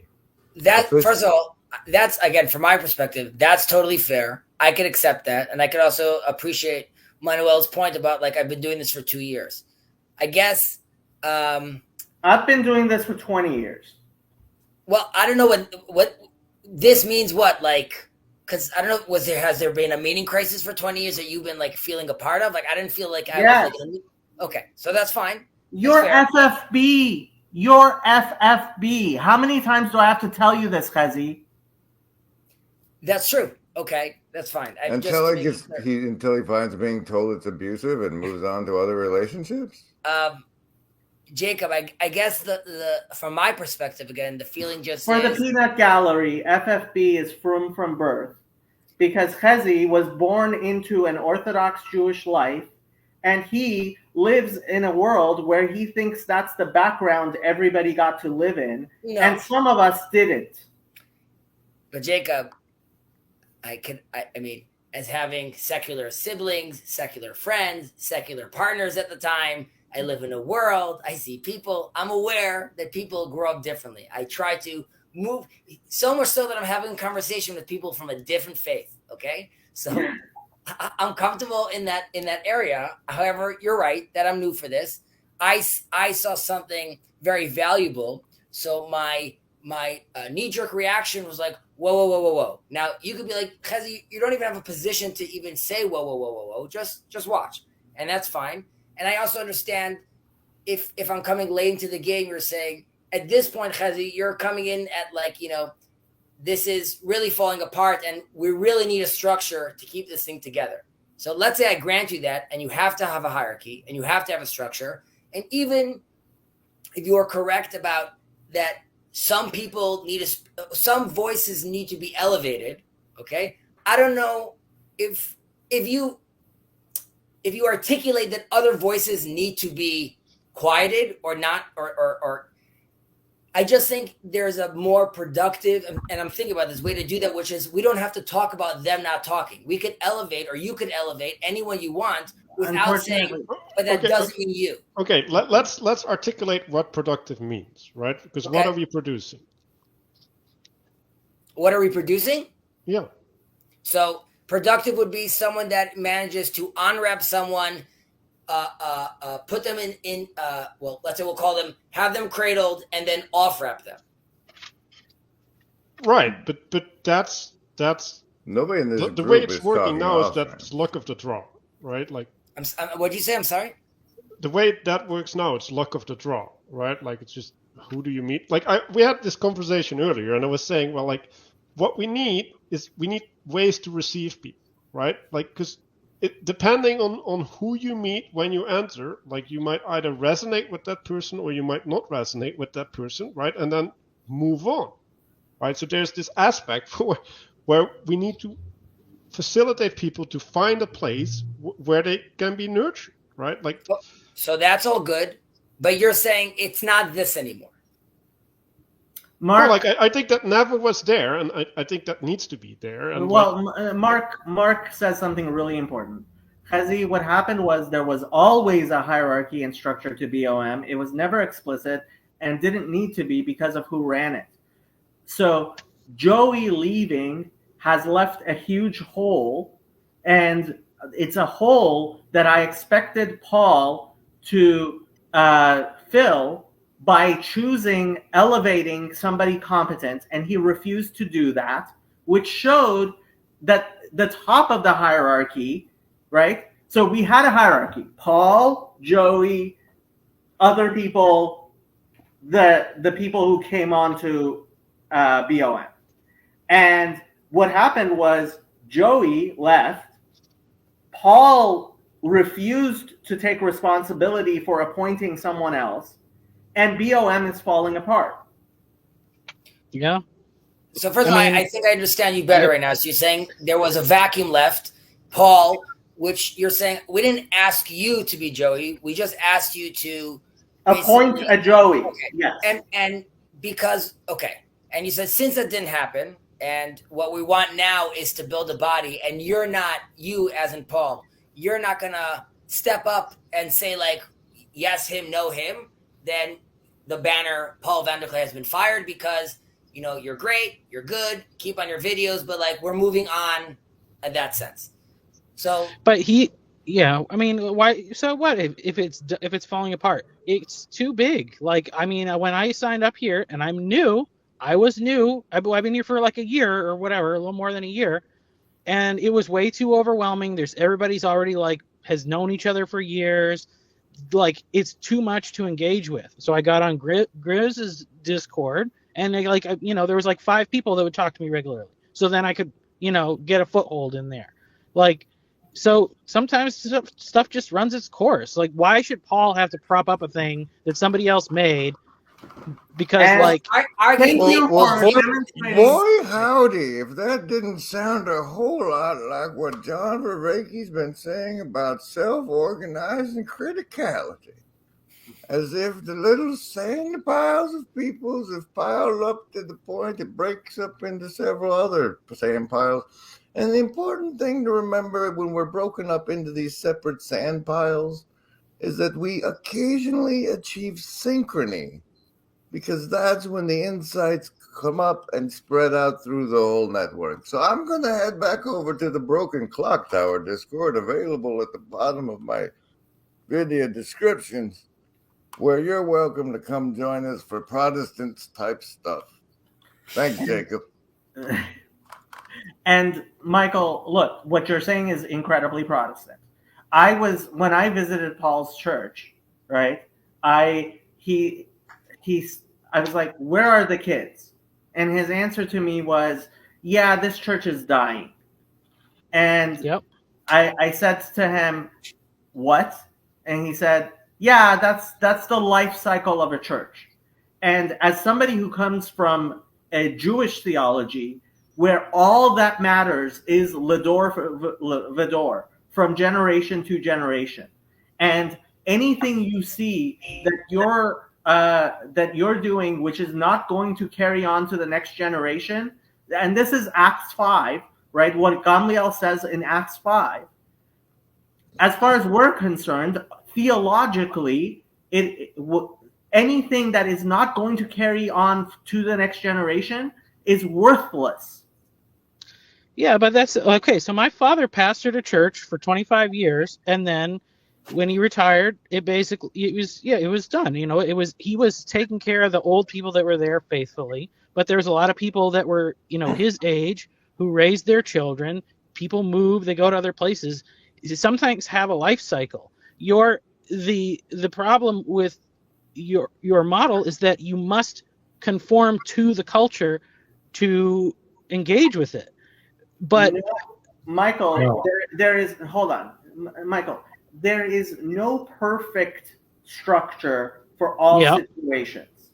Okay? right, The problem is that we are no longer in a situation where Protestant theology is able to organize our society in a livable manner. Michael, I think just to be fair, I mean, like I hear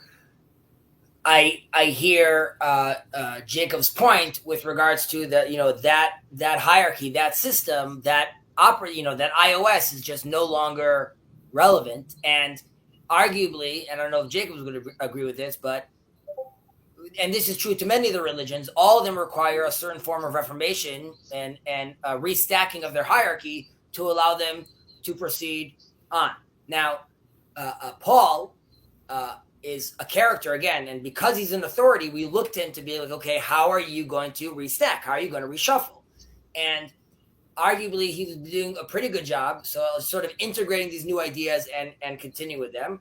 But what the guys over here are saying is like, okay, but now we need to start forming a structure that allows us to sort of, this reshuffle needs to happen.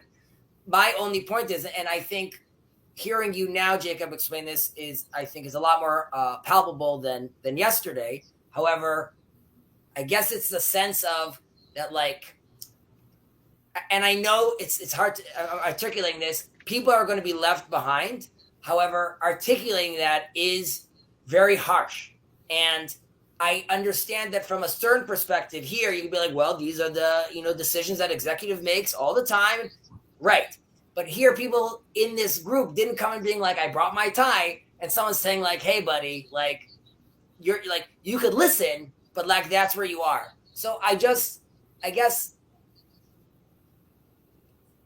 it sort of needs to happen in a natural way. And you're saying it can happen in a natural way. Look, again, like I said, Protestant theology is really good at conquering new territory. It is really, really good at conquering new territory, which is great. But we're no longer in new territory. And to have Protestants at the forefront of your evangelical effort, right? The fact that the Protestant church is growing in Africa and South America is not, I expect that. And hopefully the Protestants will turn their strength well enough into India and China so that those will be conquered for Christendom as well. But once you do that, you have to shift to a theology which is capable of transmitting from generation to generation and living intergenerationally, which apparently I had no idea Protestant churches plan to die. Right. So, well, hold on. I want to make a few larger framing issue points. Okay. I have noticed that people keep going back to, you keep telling Paul van der Clay blah. Okay. That never happened, guys. That never happened. And it was explicit from the beginning. We're not saying, explicitly said, I don't care if Paul changes anything. I'm not asking him to change anything. I'm not asking him to do anything, actually. Okay? So the fact that people keep thinking that's what's being said when it's explicitly being excluded from the conversation is very telling to me, right? And I think this happens because we flatten the world. The other thing that's happening, and Kazi, you're doing this too to some extent, right? People are jumping ahead, okay? We're saying, hey guys, think we need a structure here. We need to start talking about hierarchy and leadership and authority and rules, okay? And you guys are pretending like, oh my goodness, people are coming down and telling us what to do and telling other people. That never happened. It hasn't happened yet. Things take time, okay? But if you don't come out there and say, look, guys, think we've got a problem. We want to do something that's going to be multi-generational, not some, and look, van der Clay talks about this, right? You get the big Protestant church, right? The big mega church, and then it folds. And that's fine. Like, we're not saying, well, that's not good, right? But we are saying that's not sufficient, okay? And so How do we make something sufficient that won't be a big mega church that folds? Because that's a good question. Well, let me finish, Jacob, right? And that's all we're saying, is that we want to open up the discussion from what we think worked with BOM yesterday, which is gone and dead and isn't coming back ever, because it won't even admit it has a structure or a leadership or a hierarchy or anything. So that's done. Okay, it's going to take a while to die. Things take a while to die. Like everybody thinks, oh, it's dead, and then it's instant. It's not instant. Crypto took a long time to crash, right? Amazon took a long time to lose $1 trillion of market share. These things take a long time. But what we'd like to do is open up the discussion for the people who are open to the fact that you're not going to make anything last. You can make things and they'll look good and you'll get a lot of people, but none of them will last without this discussion and this acknowledgement around having a body, having a structure, having rules, having authority, and the roles that leadership and authority and all of these other elements play. You're never going to get there in the modern society because we squished it down and everyone's just assuming what all this stuff means. And I'm saying all this stuff doesn't mean what you think it means. And therefore, we should have a discussion about that so that we can build what we had in the past that worked for thousands of years again, because we need it back. Sorry. So I just want to flesh out two things that Mark said. There's a reason why people keep on saying you can't tell Paul to change, because when we point out the problems, the obvious answer is for Paul to change. Now, I cannot make Paul change, right? I cannot make Paul change. What does that look like? If you don't mind me asking, what does it look like, I guess, Paul changing? And before you answer that, I would just say, because he's telling you, okay, guys, I hear what you're saying, hierarchy. I don't know what I'm doing in this space yet. Now, Mark, you could be like, well, too bad. You have to know. You took this responsibility. Let me finish the other point. We'll get that. Go ahead. Sorry. The second thing, whenever anybody points to the need for rules or hierarchy, the response is no. Because people are jumping to, I don't like the rules or the hierarchy that you're proposing, even before one has been proposed, right? And we have to stop that. We have to recognize the necessity for rules and hierarchy, and then we can discuss what those rules and hierarchy look like, okay? Now, to go back to Khezi, and I guess Khezi had to leave, but he's been disconnected. But and he's back.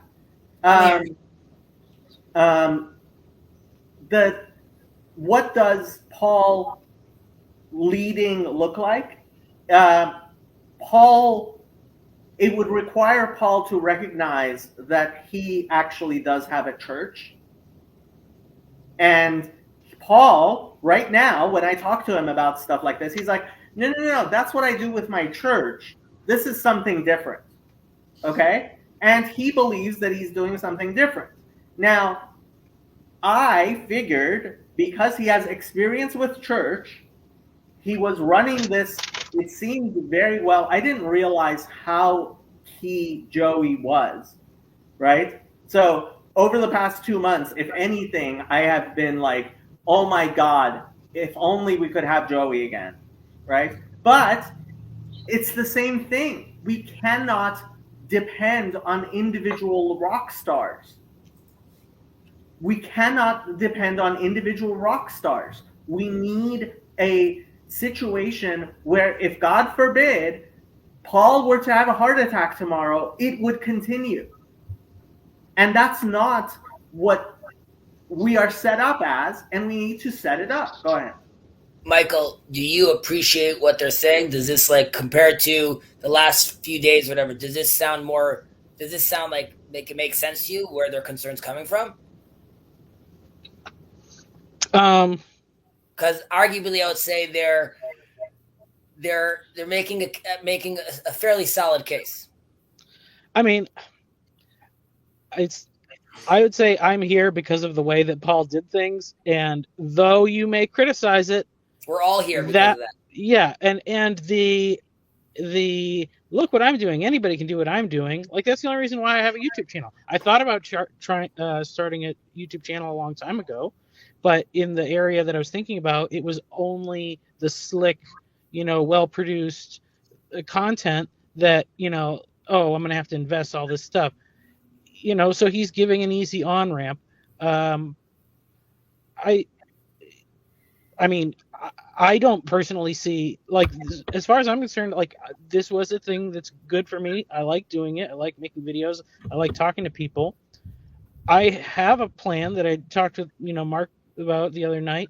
Is going to be a real life thing. It's not going to be on YouTube. I mean, there will be online components for sure, but like, so if this, let me ask you a question. Why are you in this conversation?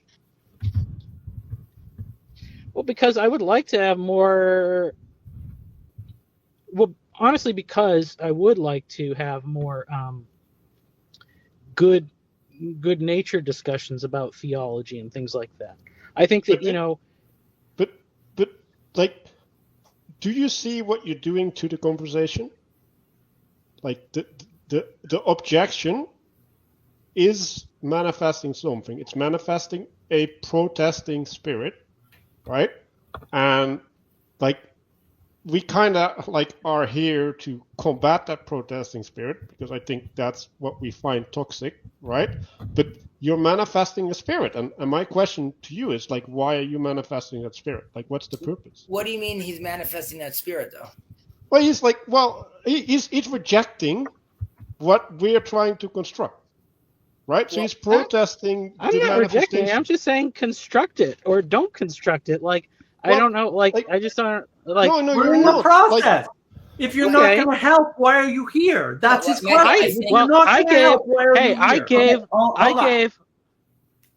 Well, one thing. There are 3 candidates I have for position of Paul Vanderklay. They are Eamon Wilson, Catherine's husband, Michael Sartori, and Garth Natwick. Is that because of the beard, though? The beard kind of does it. You have to you look. The fact is that if we are going to have somebody leading us out of Egypt, it is going to have to be a Protestant. I don't know about that. I guess. Does he want the job? Is the question. So far, he doesn't seem to want to have an involvement. If you want the job, you can't have the job. That's part of the problem. I don't think. I definitely don't. Nor do I have time for that. But Manuel, just to be fair, you're saying, arguably, Michael's saying, I'm not coming out against this. I'm just asking to understand, or I'll speak for myself. I agree with you that what you guys have very valid points. My only, reservation would be how one goes about it, right? Because you could go about it sort of chopping heads. That reservation isn't valid until there's something proposed. Like, look, okay. Agreed. However, and Jacob, this is coming out with love. What I know, the things I understood that were proposed are like, there's some people that are not going to be, and there's some like that. What I heard, so I'm saying that's what I hear. That's not proposed. That's a law. That's just look. It's more truth than you're willing to handle. It's the maror. I'm handling it. My question is that a conversation? And this is also true. Right now, what we have is all maror and no matzah. Well, 1 second, Jacob.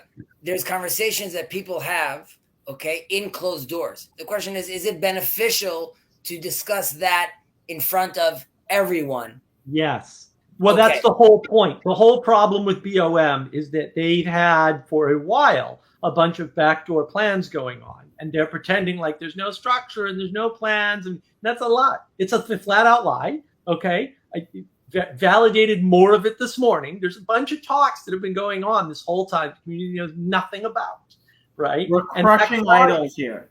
Well, and that caused a bunch of problems, like Joey leaving, for example, in my opinion. I don't know if that's true, although I have information that maybe not everyone's privy to, right? There were problems that were caused, for sure. And not just with Joey, with a bunch of people. And they don't even know necessarily that those decisions were made behind closed doors without the community's knowledge. And so I'm not going to repeat that mistake for sure. So I don't believe in that whole idea. I believe that people can cooperate better in a body, in a structure, with rules when they're involved in the process of creating them. And which is that what everyone's saying is that they want transparency. And then they're complaining about the things that non-transparency causes. And now you're saying, well, maybe we shouldn't be doing this transparently. And I'm like, well, no, I don't think so. I think the evidence points in the opposite direction. I'm talking, it could be misplaced. I'm talking as, let's say, a parent. And Jacob was saying, there's the superstars and, there's like the Ama'arats, the people of the land. Okay, so the people of the land, and I know this sounds very condescending, like if you, obviously you could be transparent, but even that revelation could happen at levels. So there could be a discussion like this where people are trying to build the next stuff. And like Jacob, you have your rules, and then you have like, these are my guidelines, and it's sort of presented to people in front of them. But I don't know. I guess I'm not, and maybe I'm wrong. My tactic would be not necessarily to expose everything all the way immediately, because it's just too bright or too intimidating. No, that's fair. That's fair. But I'd rather that everybody understood things that happen. Like the spirit of BOM has changed. Okay. And I don't think it's ever coming back. I don't think it can be corrected as long as people aren't admitting that there's a hierarchy and a structure there. And they want to think that it's some floaty thing that's going to last floaty and perfect forever. I don't think that that's right. And so I think it's worth calling out. Okay. And I think sort of, again, part of the mistake is everyone's jumping to the end of a story that hasn't been written and saying, we don't like that story. It hasn't been written. Like, give it some time, right? Like, let us write it first and then object to the damn thing. Let me read it, hopefully, too. Let me give an architectural metaphor, right? There are load-bearing walls, which you don't recognize are load-bearing walls because you need the wall there anyway, right? And those are the best load-bearing walls. And then there are load-bearing walls that are there, and you are constantly bumping into them, and you want them to go away, right? Because they're in your way, right? And hierarchy within human society, when it's dressed up nicely, appears like it's not there. This is what Luke, for example, was saying. He's like, oh, the bishop doesn't actually need to wear special clothes in order to be the bishop. And it's like, you just joined an Eastern Orthodox church where, and there's a lot of people who are like, I'm seeing structure, and so the structure must be the problem. The problem is that the structure has been revealed, and we're talking about the structure because there's a problem with the structure. And yes, hopefully we will be able to create some form of structure where it will no longer be in our way. We will no longer need to talk about it. The best refs in any game are those, if you're talking about the refs, there's a problem with the refs. Michael, what do you think? Yeah. Well, I mean, I think that's fine. I guess just maybe we just need to start with what's the most basic rule or the most fundamental thing where we can have the most agreement.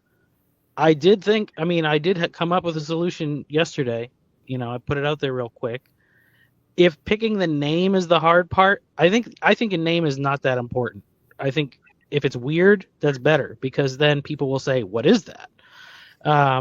That's what I said on Grizz's stream. It's like picking a name for a band, but no. In order for people to identify things, a name is actually, if we could come up with a name that people will like, And So this little branding. corner, TLC, is kind of happening, and if it happens, it happens. I don't care what the name is.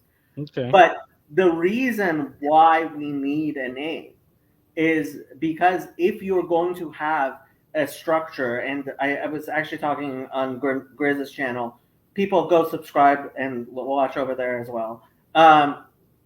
What I was talking to Grizz's channel is I keep on hearing, and Paul said this, and it's again his bad theology. He said this on his channel, is when you name something, that's when it's going to go away. It's like, no. When the Christians were first called Christian in Antioch, that didn't mean that Christianity was going to go away. It meant it was a real thing that can be attacked. And once you have a name, you're on the battlefield, and there will be people who will attack you. But if you have a solid foundation, right, planting your flag, like Manuel keeps on calling it, so that other people can rally towards it, is how you start crystallizing that structure. And we are in, and I keep on saying this, we are in a super saturated solution. People are looking for structure. And if we can figure out the structure, it will crystallize. Go ahead. So you're saying in this current flag post, where everyone for the last X years have been getting together, at this point, it's, tearing at the seams, because like it no longer could contain this amount of people or whatever this structure, and it needs to evolve?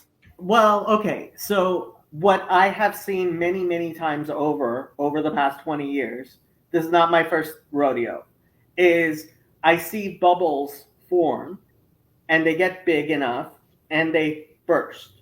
And I keep on asking myself, why don't these grow into the structures like we see, which are important structures, right? And there are important structures in our society. And I see no problem with the actual bubbles. These seeds could be growing to make great things happen. There are saboteurs out there. And this is a whole other level that is going to confuse this discussion.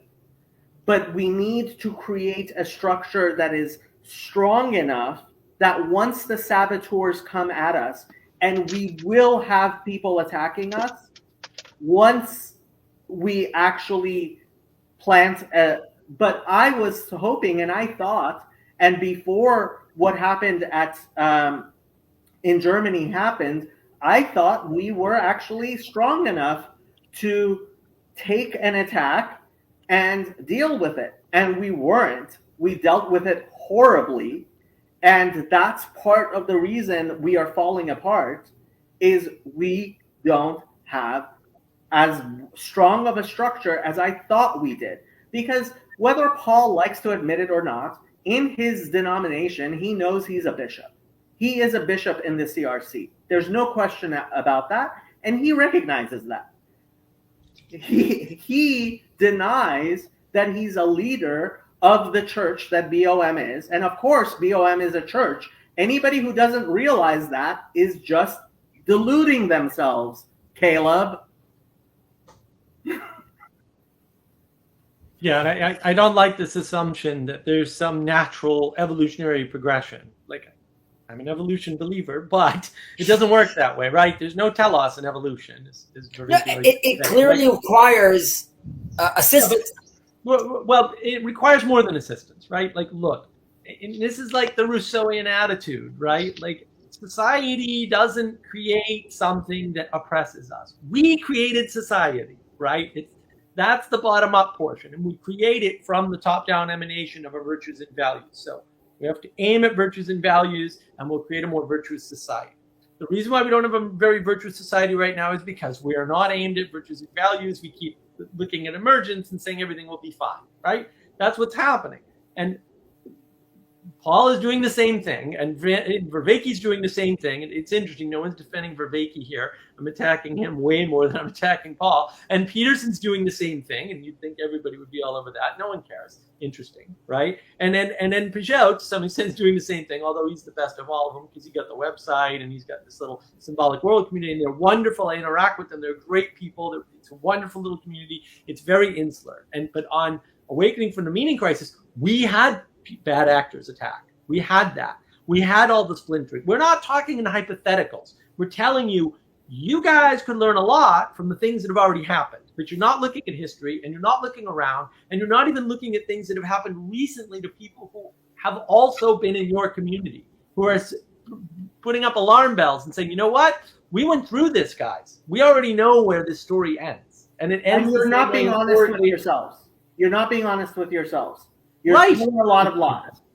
Exactly. And that's what we're saying. If you're not being honest with yourselves about what happened on BOM, what's happening on BOM, and where things are going. Like, people have plans, right? They are implementing those plans without telling anybody. And they're wonderful people, right?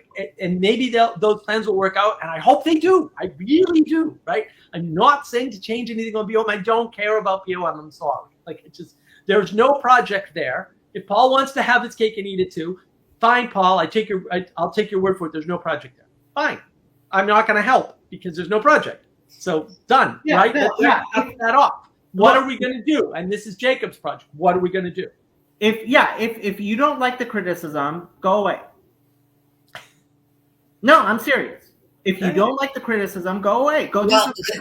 Just on that, could it be, if you don't like the criticism, let me explain to you more precisely what I mean? No.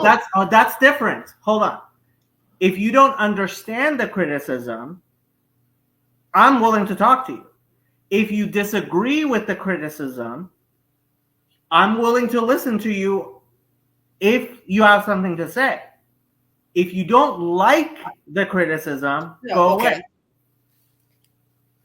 Manuel, you wanted to say something? Well,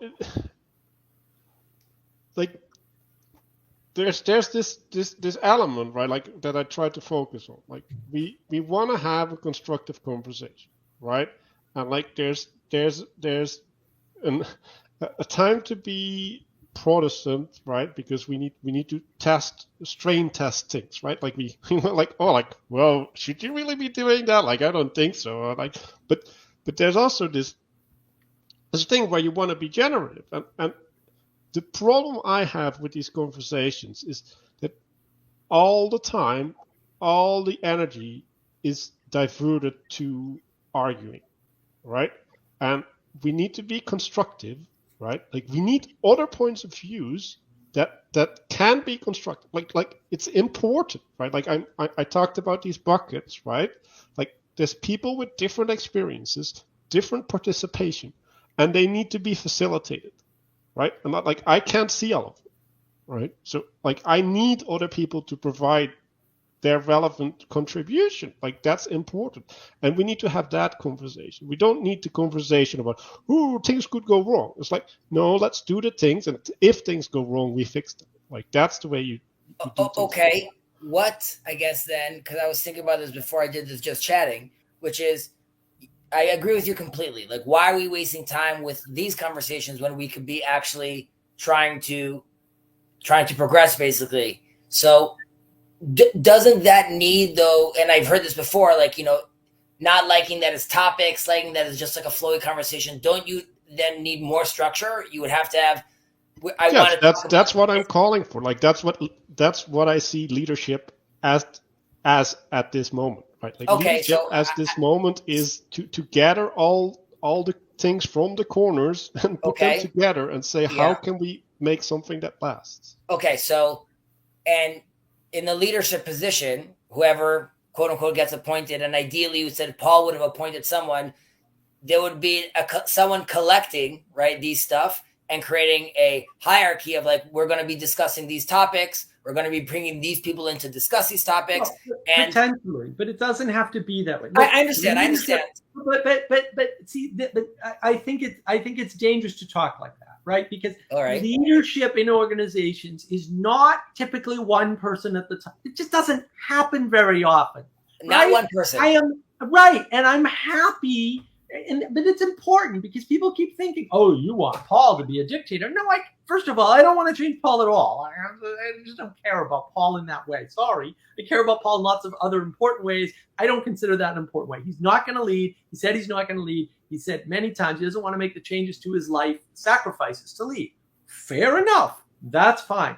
But and to address Phlebas's point, the corner cults are happening in BOM. You just don't know it.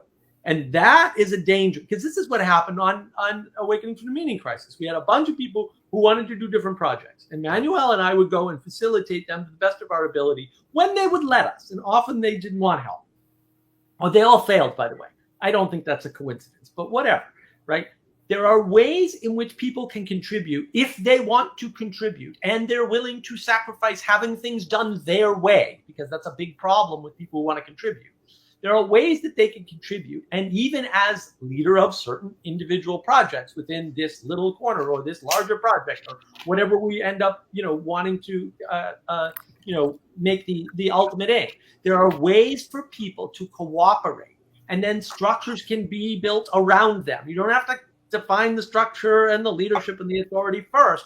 These things can emerge, but we need to know who actually is willing to submit, on board with the basic concept, even though we don't have a specific concept. We just know we want to build something that lasts. I think that's a good starting point. You want to build something that's going to outlast everybody here and possibly, any children of people that get involved in the project, because that's what we would like to do. And we don't want it necessarily, well, I don't want it to be religious at all, right? Because I don't think it has to be. We can argue about that later, because I'm open to either way, right? Is it going to end up looking like a church? Well, yeah, churches look like corporations, and corporations look like churches. That's not a coincidence. There are higher order structures that work and ones that don't, and they look very similar. Probably not a coincidence if you believe evolution is an actual observation of the world, which I do, right? So there are ways in which, instead of talking about this, it's like some wacky, guy at the top, we can just talk about if you're willing to submit that maybe you're a Muppet like the rest of us and you don't know what you're doing, but you want to do something and you're willing to spend time, energy, attention, and submit your ego to the fact that if you do those things, maybe we can all work together and maybe we can manifest something better and longer term. Then please come and join us. How's that for a starting point? So I think that sounds fantastic. And I would argue that even from this point on, then, assuming people over here all are willing to submit, put ego aside, right? So, and you're saying it's dangerous to say this, but then I ask you, then okay, then live right now, then what's the next step? What do we want to discuss? What wisdom, quote unquote, can I share with you that from my bucket that I could give to Manuel? Yeah. So I think my proposal has been all along that, and I'm going to put this in marketing terms just because it'll be easier to understand. I think the product, and I heard this at Thunder Bay, the product that everybody wants, that everybody thinks they want, that Vervaeke talks about, that Vanderklay talks about, that Peterson talks about, is roughly speaking wisdom. And so our aim in this, we'll call it the larger space, right? So the big project, right? The big project, the Peterson project, if you will, or the project that people want to replicate that they see in Peterson is wisdom. How do we get more wisdom? And Vervaeke talks specifically about wisdom, right? In an explicit fashion, right? We don't need to make everybody wiser necessarily, but we need more wise people. Yeah, fair enough.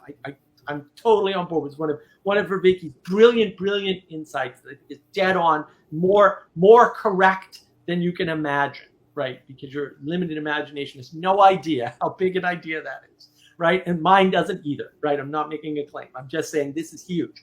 So if we all want to foster wisdom type communities, or if we want to have an aim of wisdom, and we say, well, look, there's one aim of wisdom, right? Where, look, we want to get more good information to the likes of Paul Vanderklay. well, then, you've got the Beholder project from Grim Grizz, and he should do that project. I still support that project. I think it's a great idea, right? And I don't know why he hasn't already launched it. It seems easy enough to launch. Manuel and I have encouraged people to not join his project necessarily because, but been a long time, Grim. Should have gotten it working by now, right? So we have a similar project going on with people who want to contribute because they want to contribute. We're like, here, why don't you guys do this? Start a Clips channel and, do this. And they have started on that. I don't think it's going to be successful, but maybe it will. I'm hoping that it will, right? So that's one way in which we're kind of facilitating that, right? And I think, Jacob's got this stream, which is sort of like the big umbrella for the moment, just because he's got the big umbrella for whatever reason. And I think this is a useful place to discuss those sorts of ideas. And to Michael's point, I heard Michael's idea and I thought, well, that's probably the best, freshest idea I've heard in education ever. I think it's a fantastic idea. I think you should do that tomorrow. I think whatever it takes to make that happen. Well, he wants to do a trade school based on biblical teaching. Oh, right. Yes. It's genius. It's freaking genius. Yes, do that.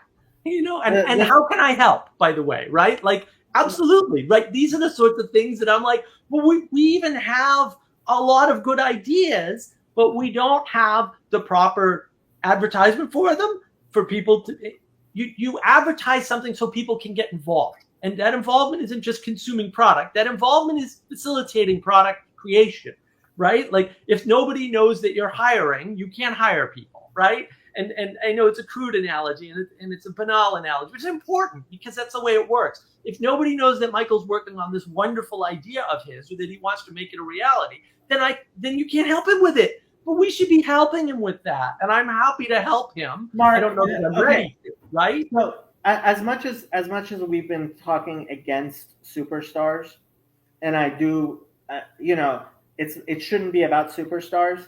Unfortunately, I think, and the only way I've been able, there's a reason why my channel is just named my name, is ultimately, I think at this fundamental level, we do need that flagpole.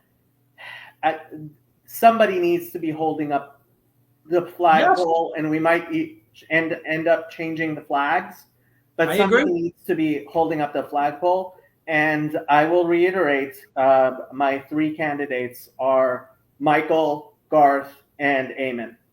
Well, and Jacob, I don't even want to limit it like that. I want to say, look, if Michael's got a project, right, we can facilitate from the sort of BOM ethos, because I was a big believer in BOM before it got completely corrupted, right? Like, I was a big believer in Joey's original vision. Like, I think he was right. Like, we can act as a nexus point, as a rallying point, as that flagpole for people to spin off onto projects that suit them, provided they're willing to work on the projects, right? And a lot of people assume, and this is one of the problems that happened on Awakening server, right? A lot of people assumed that because people were there, that they were good faith actors who wanted to cooperate and submit, okay? And we had people who didn't want to do that and who deliberately sabotaged projects left, right, and center. And in some cases, they left and sent people in to destroy projects remotely. Like, this happened, okay? And, and we didn't have the structure because we didn't have the leadership, because Vervaeke to this day refuses to lead that, even though he's creating a space for cults all over the place. Yeah. That's a problem. But we can create a generative space where we're like, look, if you want to be generative and you want to work on something and you don't want to hang out and just protest every little possible thing that you can see in the world because you're a wicked smart individual and you know better than everybody else, then find something that suits you project-wise, an aim that you care about, and go put your time, energy, and attention into that aim with these other people, and they'll build the little structures that need to be built. I'm fine with that. We don't even need that formal of a structure here at this level to facilitate all of that. We don't need that.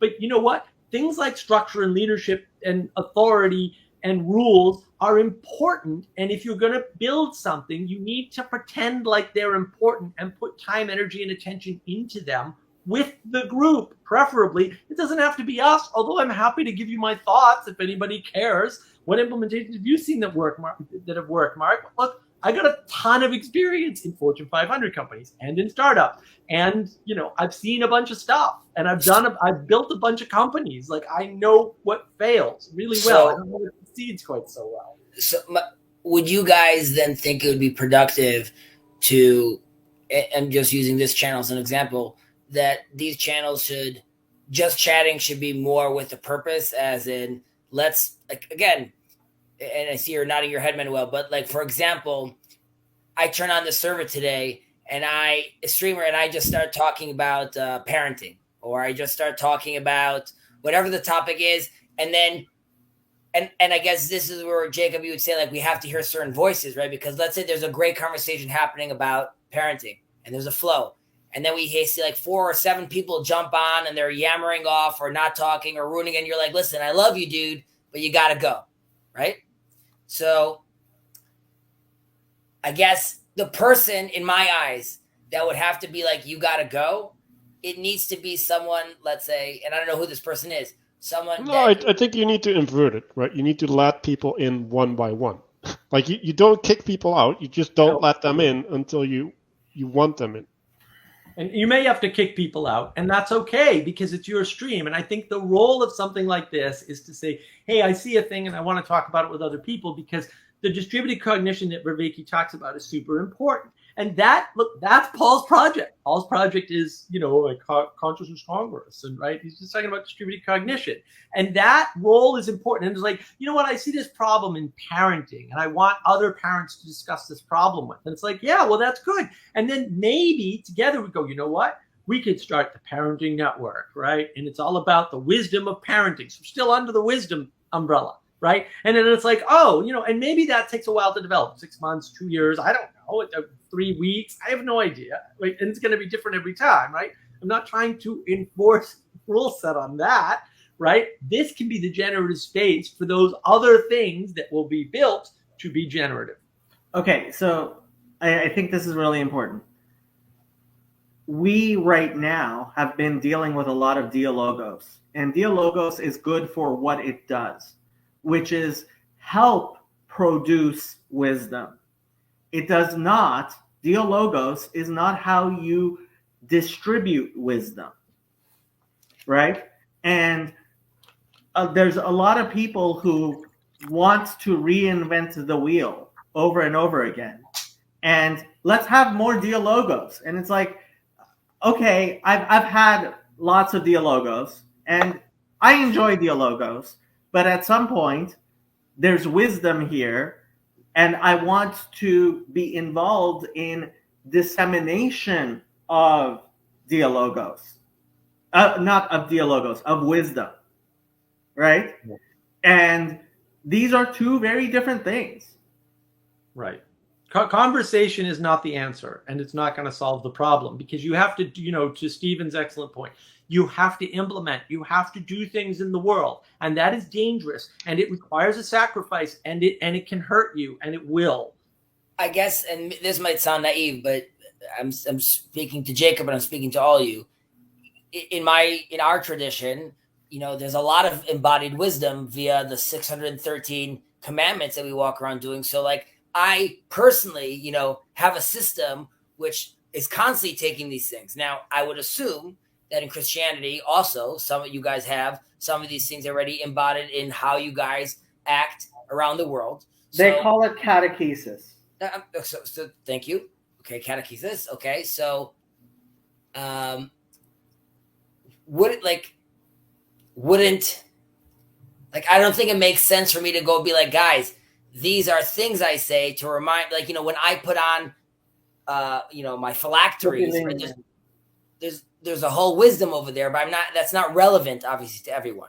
So now it's also that's why the dialogos is important, because what from, let's say, the theological, are you then trying to package sort of into wisdom?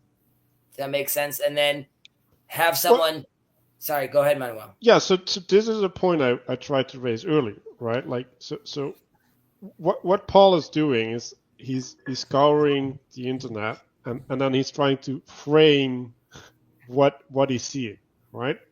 And so frames are 4 types of relationship, right? So when we're having a conversation, right? Like, I think it's important to keep in mind what affordances do we create with what we're talking about, right? And so there's productive ways to talk about things, right, that can lead to action, and there's unproductive ways to talk about things, right? And like, I think that's one of the things that I'd like to see in a structure is like get people to resonate on these frequencies, right? Because like in some sense you could better look at them as spirits, right? And you can say, well, I have this structure in my mind that allows me to attune to the right spirit, right? And it's like amazing, and you probably worked really hard for that, right? But a lot of people aren't there, and even if they would work really hard, like it would take years, right?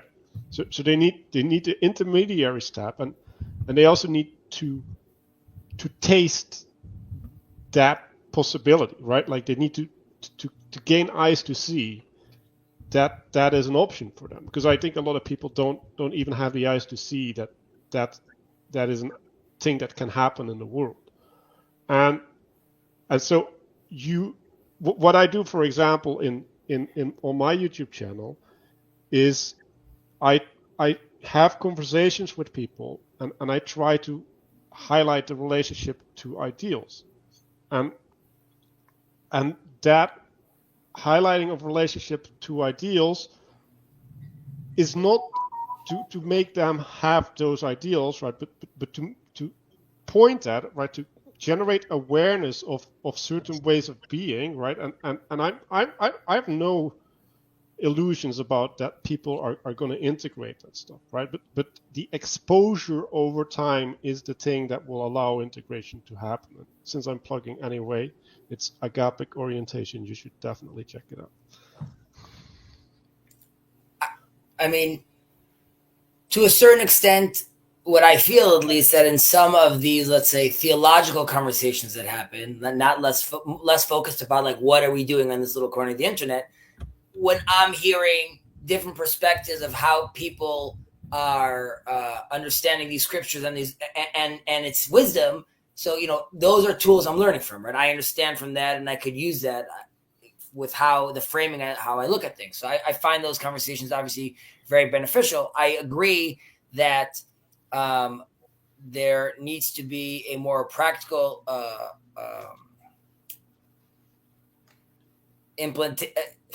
that's not how I want to say that. You're saying on your channel, people come in and you're highlighting, this ideals for them, and that even if they're not embodying them necessarily, you understand that they're being exposed to those things, and like what they're gaining. Well, no, I think you necessarily embody ideals, right? And like making them explicit that's true. Changes your relationship to them, right? And having a sense of your trajectory or someone else's trajectory, how they change the way that they perceive them, right? So because there's this developmental stages that, like, you cannot have certain relationships if you haven't gone through certain developments, right?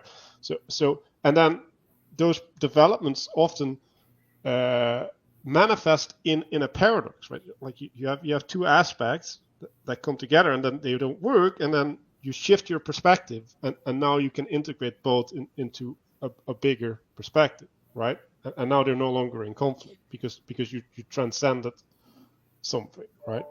And that's like a revelation, right? And being aware of that is an option, or you can get there, and like then seeing how people get there and the things in their life that lead up to them getting there, and like that, I think there's a lot of value in that, right? Because now you can find hope, right? And you can even find confidence. It's like, oh, I'm at this stage, right? And like there's something beyond it, right? And that requires a leap of faith often, right?